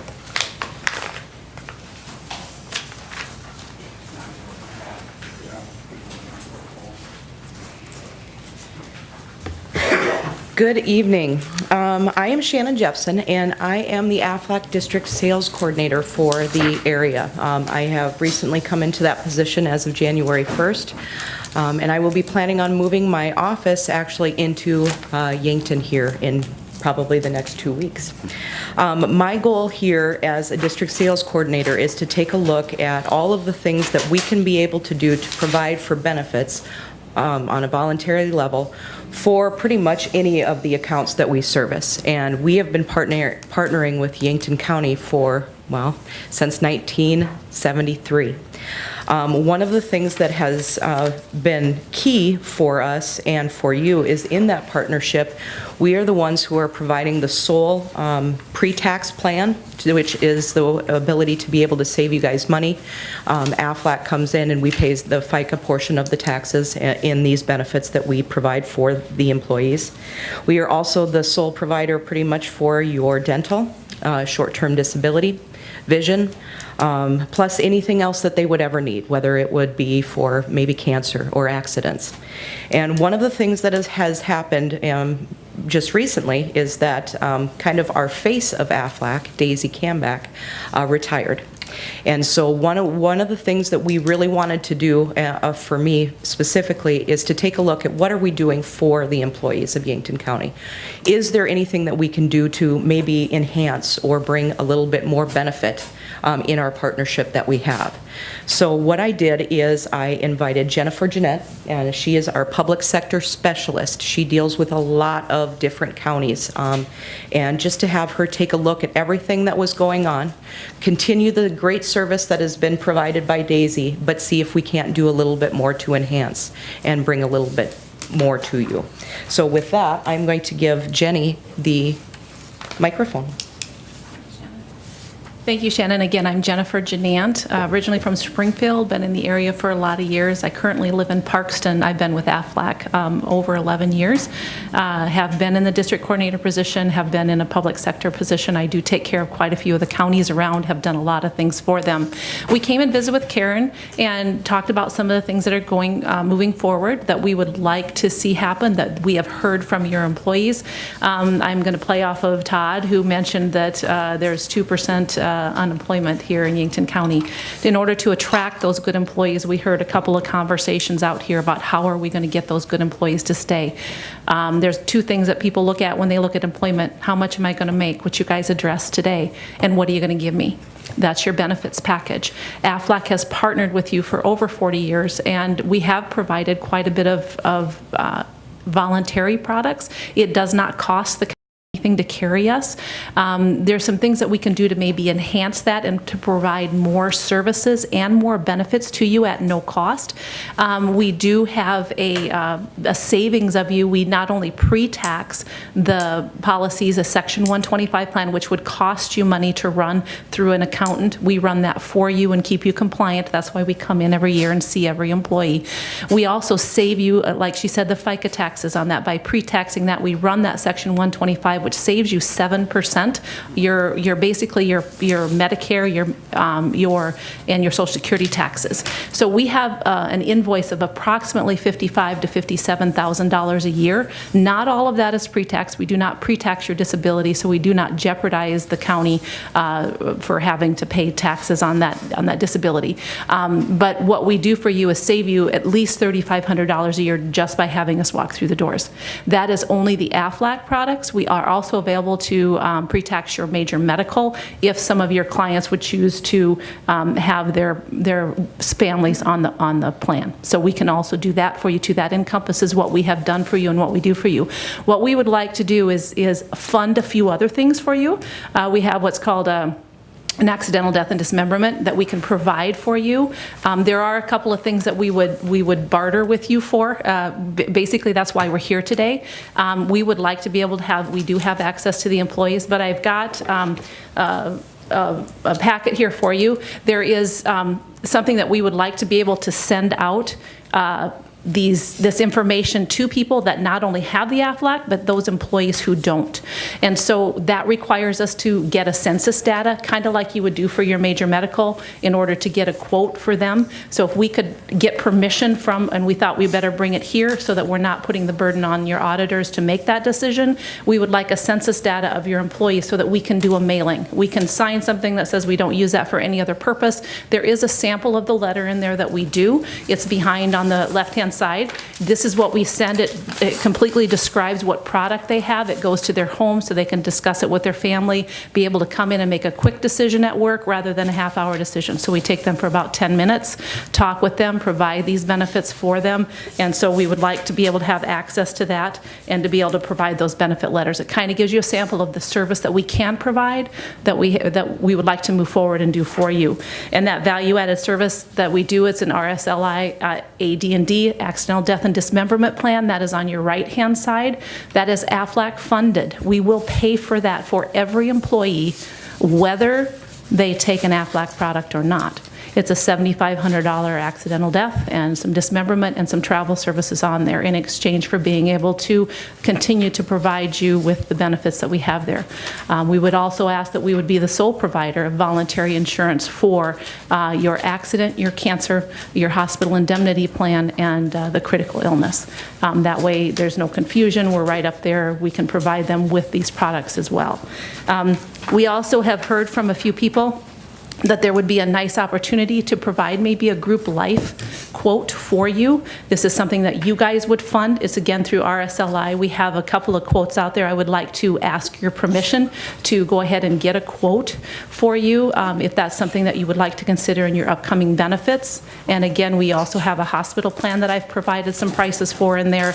Not necessarily has to be employer paid, but as you're looking at your health insurance coming up, to take a look at how that can partner with the people that provide your health insurance to be able to offset some of the out-of-pocket maximums, some of those higher deductibles that your employees are facing.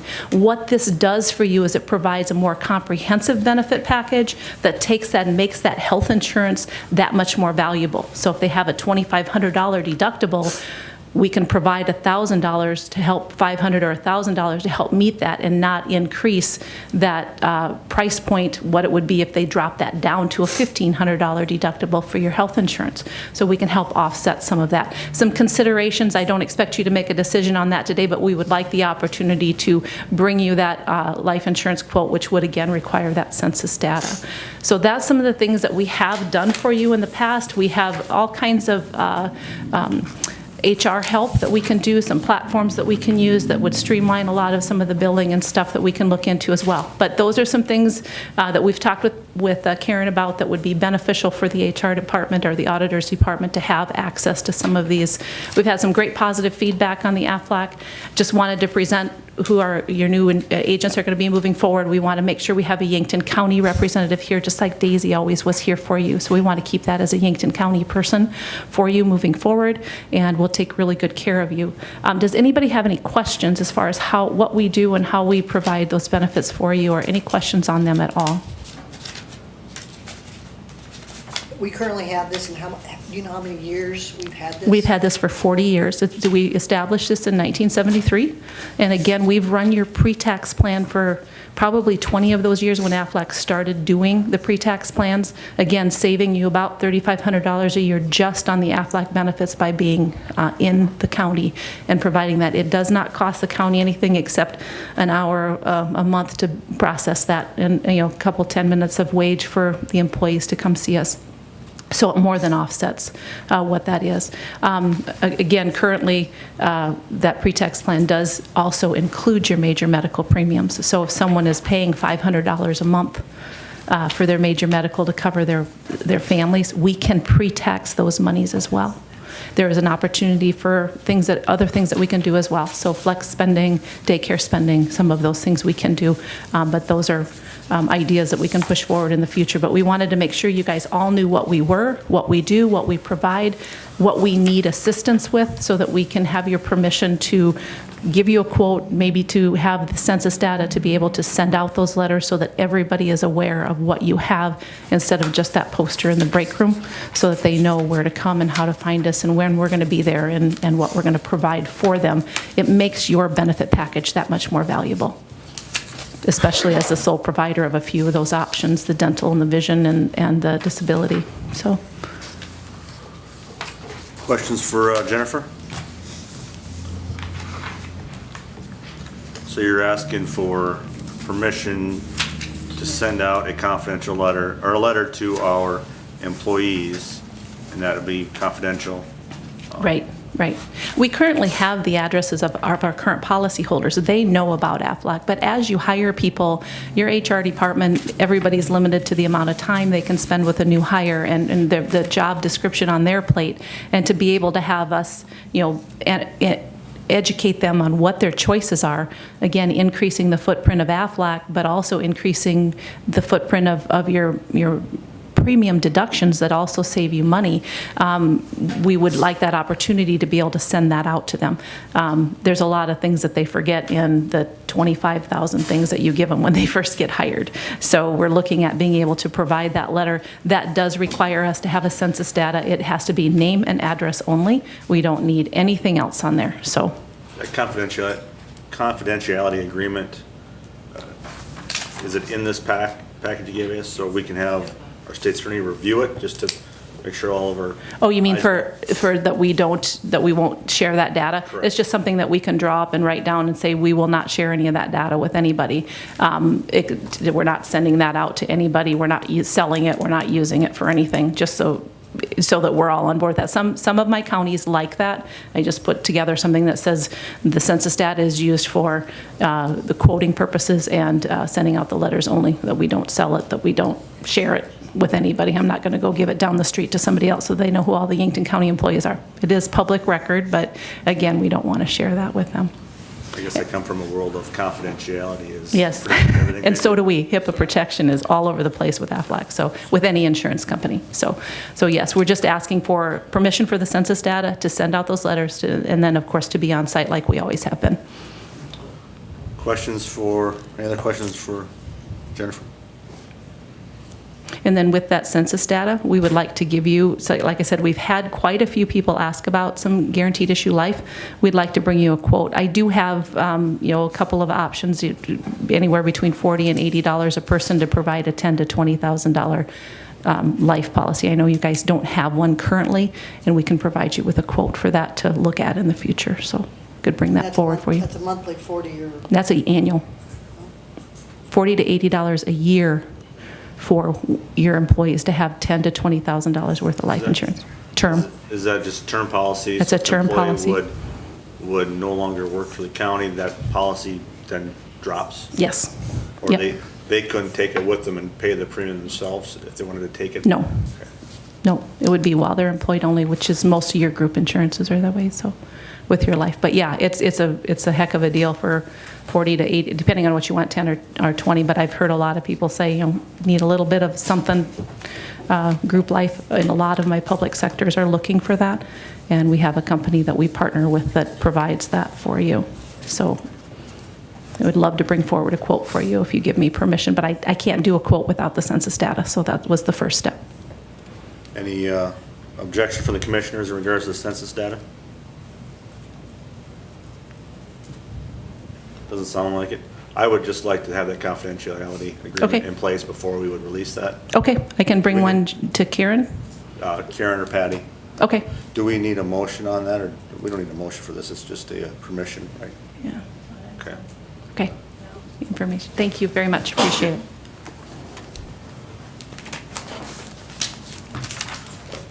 Next item on the agenda, Julie Fisher, the 2018 health insurance, just kind of a clarification and some information. Yep, I have a new printout for you as well.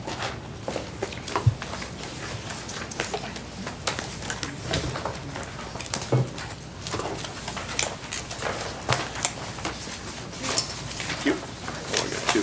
Give one to Ray.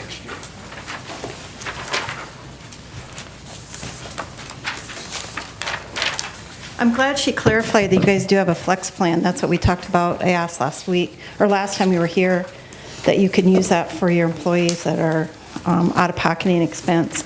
So what I did was I did make a new printout so that it makes it a little bit easier. I took the current plan that you have along with the proposal for the Avera plan, did some clarifications with Avera. So the one question we had, if it was a $20,000 max out-of-pocket, on the out-of-network side, it is. I did not have those original printouts from Avera. So just to kind of go over it, your current plan has a $2,500, $7,500 deductible. In-network, out-of-network, I have circled and put in red, balance bill. And so technically, Blue Cross Blue Shield does have an out-of-network, I'm not going to call it at a total amount, but it is balance bill. So if you go to a provider that is not a well-marked provider, and you are billed, let's just say you fall skiing, you have an airlift, you go to an ER, that ER is not a well-marked provider. You will be balance billed. So if your bill is $50,000, Wellmark looks at it, they sort it out, they would have normally paid 30 of that 50. The other 20 gets balance billed to the employee because they're out of network. And their employee is totally responsible for that. Okay? So if you look at the out of network on the Avera plan of $20,000, you could easily have that if you were out of network on the Blue Cross Blue Shield plan. The other thing that you guys struggle with is in-network, out-of-network, have to use Avera. Not every doctor has an Avera sign above his door. A lot of doctors are in the Avera network that we don't even know that they are, and they are. And I see Andy Carlson's here from Mutual Med, and he can verify that. A lot of doctors have a participating agreement with Avera, but they don't have an Avera sign above their door. So it's not hard to stay, especially where we live, in the Avera network. The other thing I want to just point out is on the in-network, on the current plan, you have $5,000, $12,000 out of pocket, where Avera is $5,000, $10,000. So even in-network, you're less for an employee when they have an out of pocket on the family side. One other thing, in the comparisons that you've had, all these different comparisons, there's a drug card coverage where it lists on the original printout that you got for the Blue Cross Blue Shield part that there's no coverage on the drug out of network. That's very, very rare. That doesn't happen very often. Most pharmacies are in network, or they aren't even a network. They just pay as they were in network. I mean, it's just very, very rare. So if you look at both of those across, Very, very seldom, and I verified that with Avera as well. Very, very seldom do you have any problems with any kind of drug coverage. So you're saying that no coverage is inaccurate, say out of network for Blue Cross Blue Shield? in an essence, it is, yes. I mean, it should say, balance bill. And you have to understand balance bill, and that isn't addressed in the SBC. I don't know if you guys got presented your SBC. That is not addressed in, it's a summary of benefits that you get with your renewal.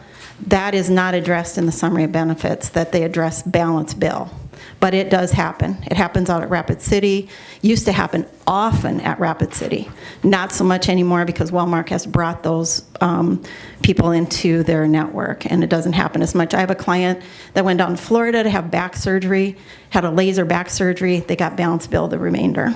So it does happen. It happens just as it would happen if they're not paying attention to what they're doing with the Avera people. So if they're not paying attention to what network they're in, they could easily be balance billed. So for $91,000 savings a year, I think it's worth looking at the Avera contract and making sure that the employees are paying attention to what they're doing. The different free services they have, looking at that AEP program or EAP program for drug addiction, the things we talked about last time I was here.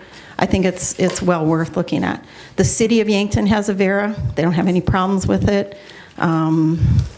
You guys have had Avera before. Any other questions for Julie? I think I was given 5 minutes for each. Yep. thank you. Thank you. Julie Auk. I should clarify Julie's when I speak on this one.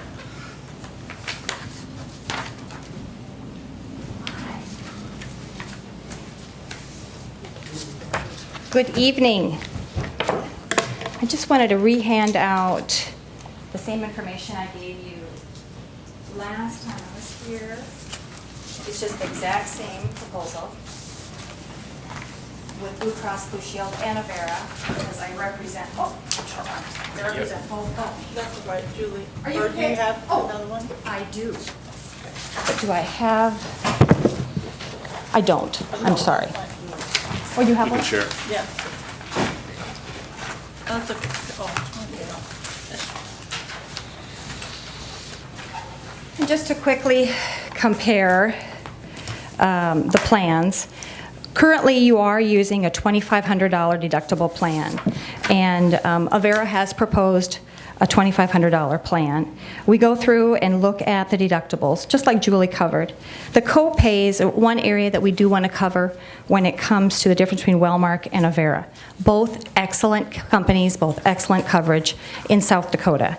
But the one thing that you want to take a look at when you are talking about network is that 100% of the hospitals and 99% of the physicians are in network with Blue Cross Blue Shield.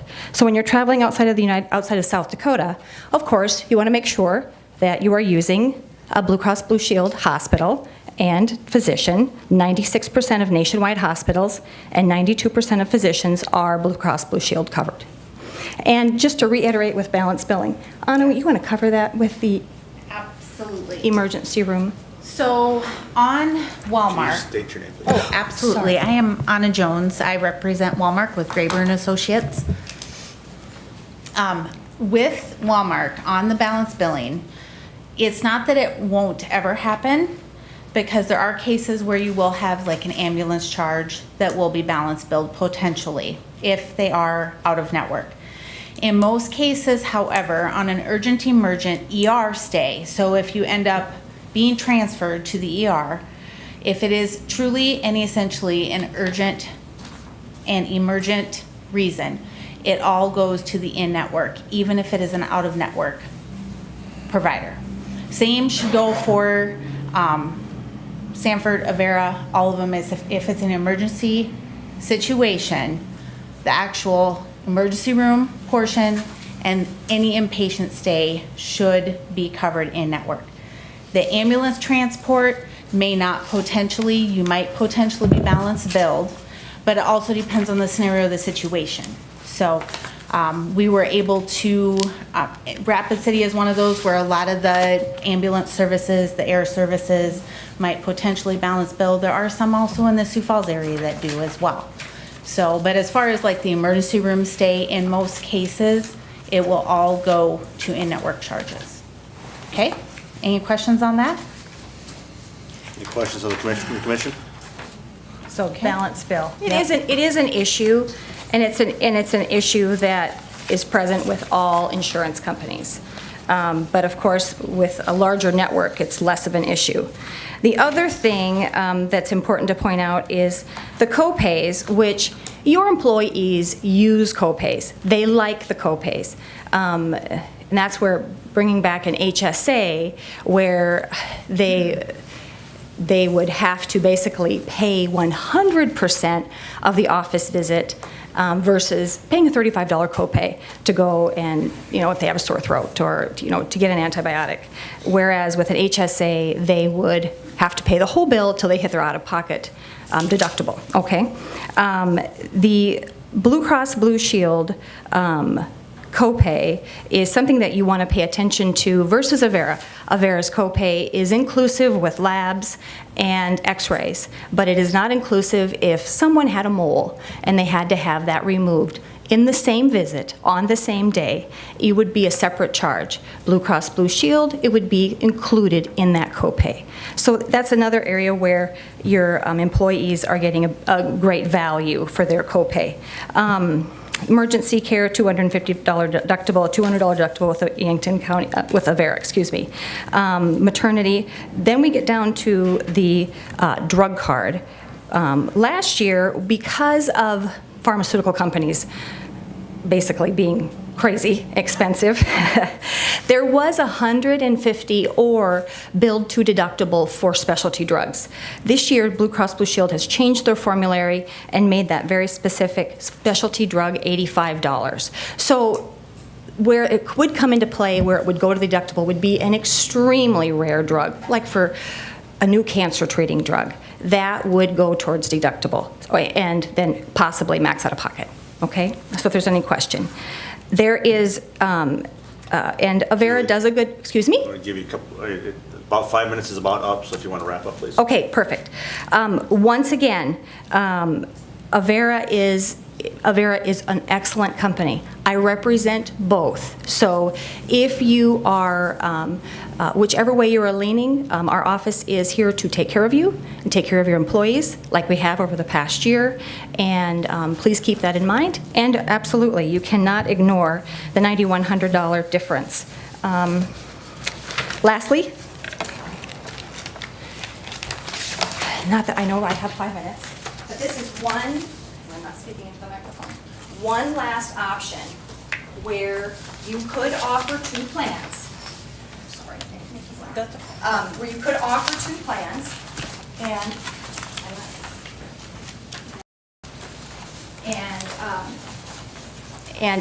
of course, making that the deductible would be at $4,000 for the $566.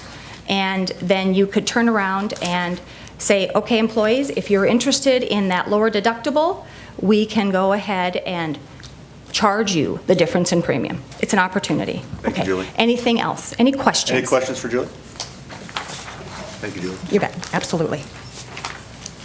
We've been discussing health insurance at the department head meeting that we have every month. And I've also sent out another email to the department heads from our last meeting just to do a little survey on what do the employees like. Every email I've gotten back from the department heads is everybody has been very happy with Blue Cross Blue Shield. They like the choices they have, they like the benefit. So I think that's something we should consider when we choose our health insurance for our employees. So I just want to leave it at that. I open up the floor for discussion amongst the commissioners.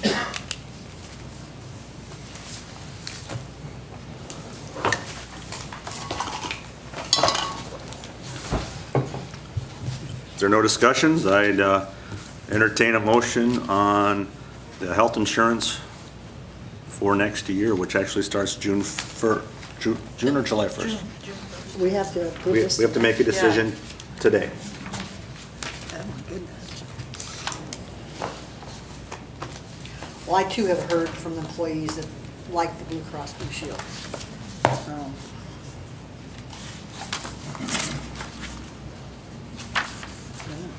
And the increase from the previous year premium was less than 1%. That number is 0.78% from last year to the next coming year. And I guess in this day and age, I think this is a benefit we can provide for employees, and they like the current plan, and it's just a minimal increase of less than 1%, which we've seen these go up at most 9%. I'm all in favor of keeping the Blue Cross plan because the employees seem very pleased with it.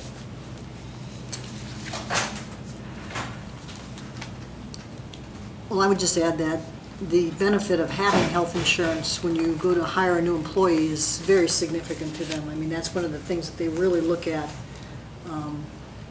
and have been pleased with what we're offering the new employees that I've interviewed. So I think this is something that if you have to dangle the carrot for somebody to join be employed by the county, I think this is a good thing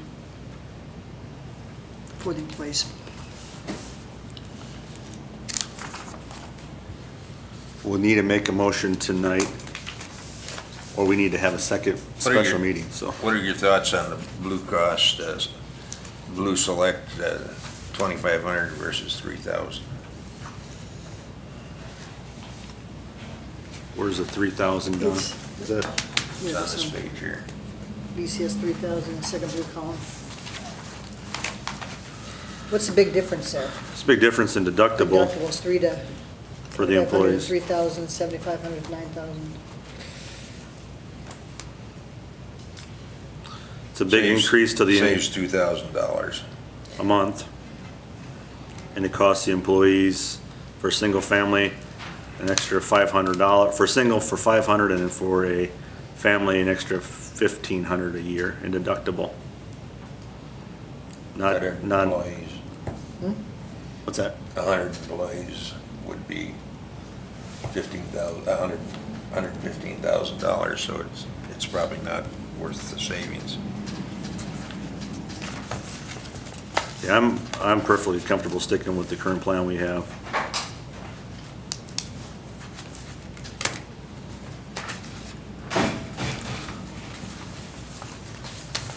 Is there another discussion, or is there more discussion? We do what the employees have provided feedback and stick with the policy that we have.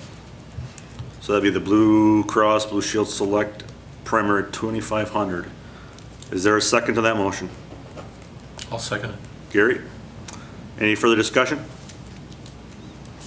Hearing none, all those in favor say aye. Aye. Aye. Opposed? Motion carries. Thank you, Julie and Julie. Next on the agenda, Deb, you have an item on here to discuss using inmates to assist with maintenance, and I'm assuming, is that building maintenance? It's mostly yard work. It's mowing, it's weeding, raking. What's in your packet is the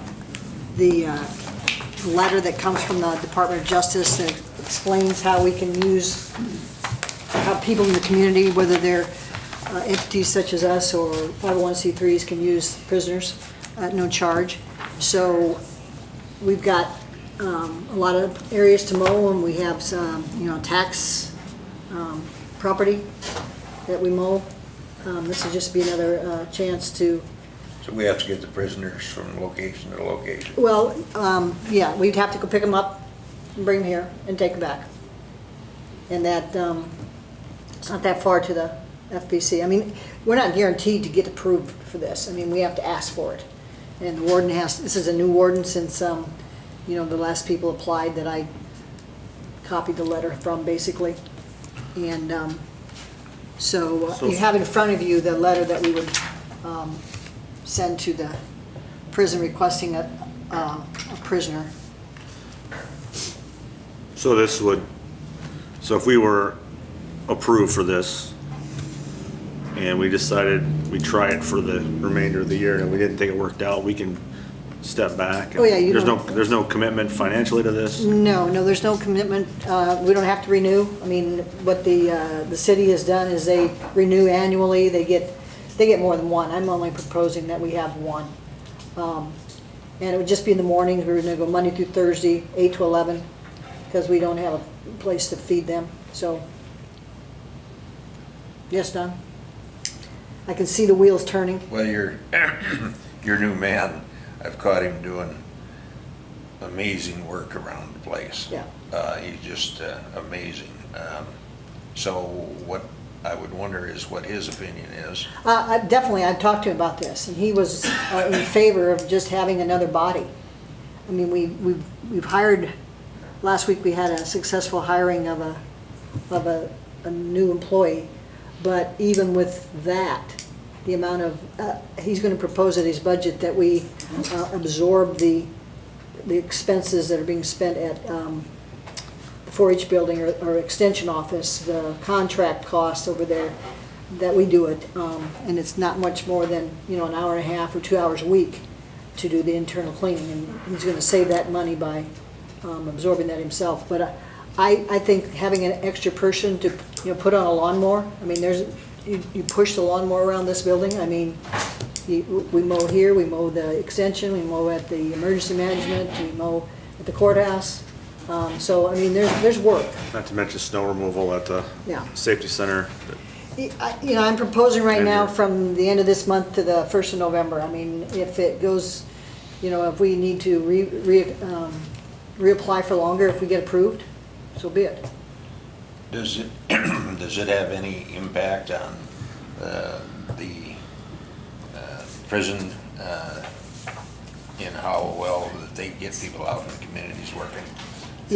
I'm on the liaison board, and the talk about keeping the prison safe from closure, this has all been, quantified, and the inmates that are chosen to do these projects are, people that are perhaps getting ready to, re-enter society. And so, as far as I know, I mean, this new warden I don't know very well.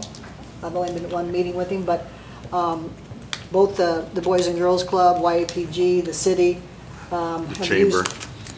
Chamber have used these prisoners successfully, and I just don't see why we shouldn't at least apply. I support your recommendation, so. So do I. Do you need a motion or not? I don't know. We need if I'm sending a letter, why don't you make a motion?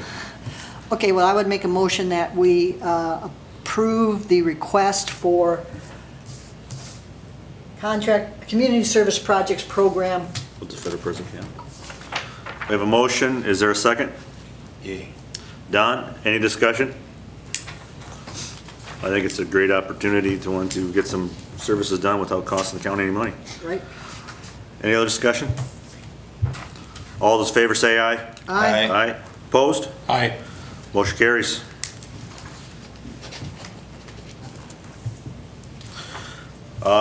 Next item on the agenda, Pat, signage project questions. I just want to make some things. First of all, another thing that our inmate help could help with too is that we do have a small fleet of vehicles out there, and it's hard for someone like me to go out and make sure the tire pressure's up. It's hard to go out there and make sure, so those kinds of things. And I've even talked to our current Jeff, and he had says, but that person could help with that, and he did make that suggestion. So it could, again, help us with that fleet and those things too. I don't think there'd But be any shortage of work. just a little bit of stuff. But anyway, signage. This is the signage that Clark Engineering's currently doing. I did visit a little bit with Brian. I do have to keep on that quite a bit because obviously it's very tied together with E911 addressing, which is what we do out in the county up there in the office. And so, for instance, Alphonse Road. Oh boy, big deal. What are we doing with Alphonse Road? That is not in the signage right now. So then how do I make sure it's in there? Well, I went back to Clark Engineering, and right now we will have what they call that checklist or that Punch list? punch list. And I just got that particular one put on the punch list.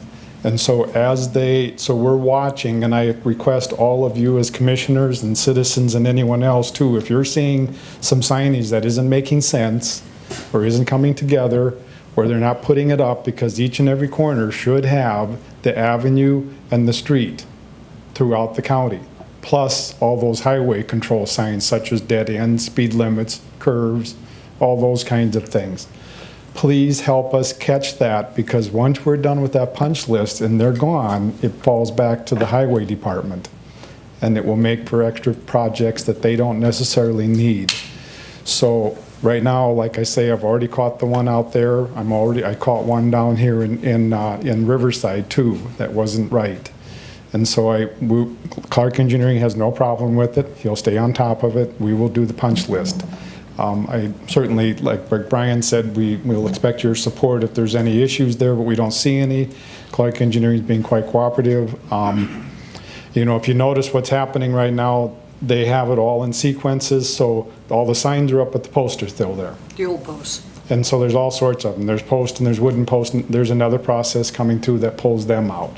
So this will be a completed project, but I do need your help, because we are people and that is a big area out there, and let's make sure that they don't miss an avenue or a street, or especially in that lake area.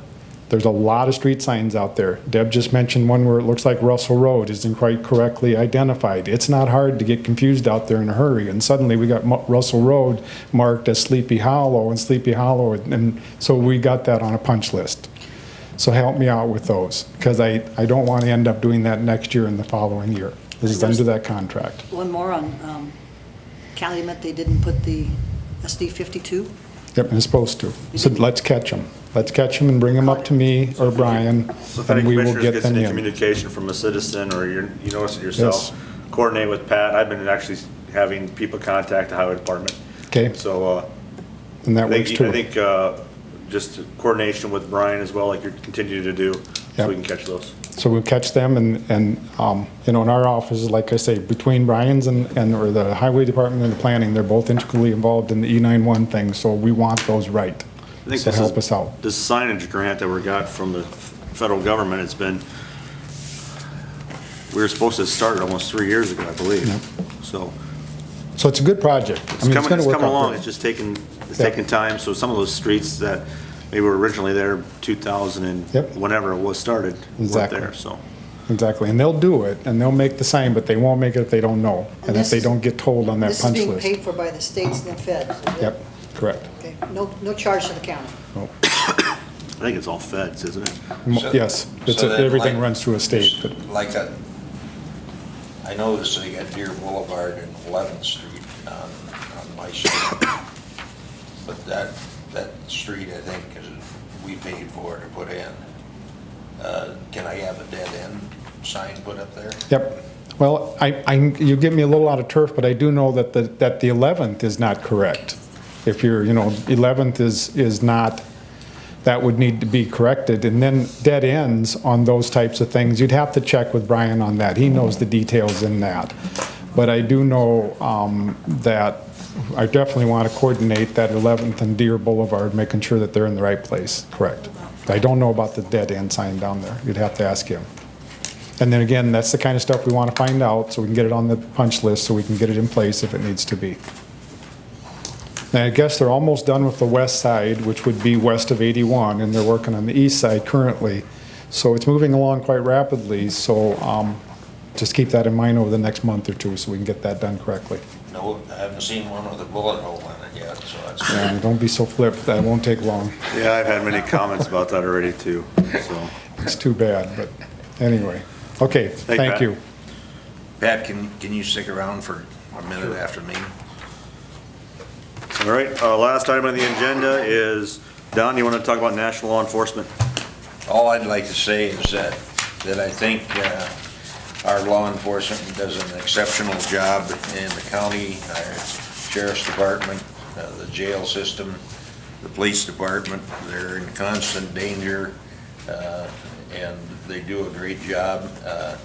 We get 0 complaints on work, and I hope the entire community acknowledges their contribution to our community. I echo that comment. I agree. I baked them cookies today. Great. Took to the sheriff's house. Do you have any extras? I'm getting hungry. Sorry. Thank you. Thank you. Items for next meeting's agenda. I do want to remind everyone that the next meeting will be on June 7th, a Thursday. We originally talked about having one on Wednesday and then a special one on Thursday to canvass the ballots. But after talking with Patty and with Rob as well, not really a reason to have two meetings. We're just going to do it on one day, on Thursday at 4 p.m., June 7th. So we don't have to have two meetings, two sets of minutes, and make things a little bit more Streamlined. yes. So that'll be on June 7th, a Thursday, and the reason it's being moved is because June 5th is a primary election. Items for next meeting's agenda. I do know we have a executive session planned for some contractual matters of personnel issues, or not issues, personnel matters contractually. So we'll have that on the agenda. I can't think of anything right now that comes to mind. We'll have What? Fire and Ice is going to be on the Yeah, agenda. that's right. All beverage, discuss that. Remember, we have a budget session coming up on June 11th, which is a Monday. Double check that.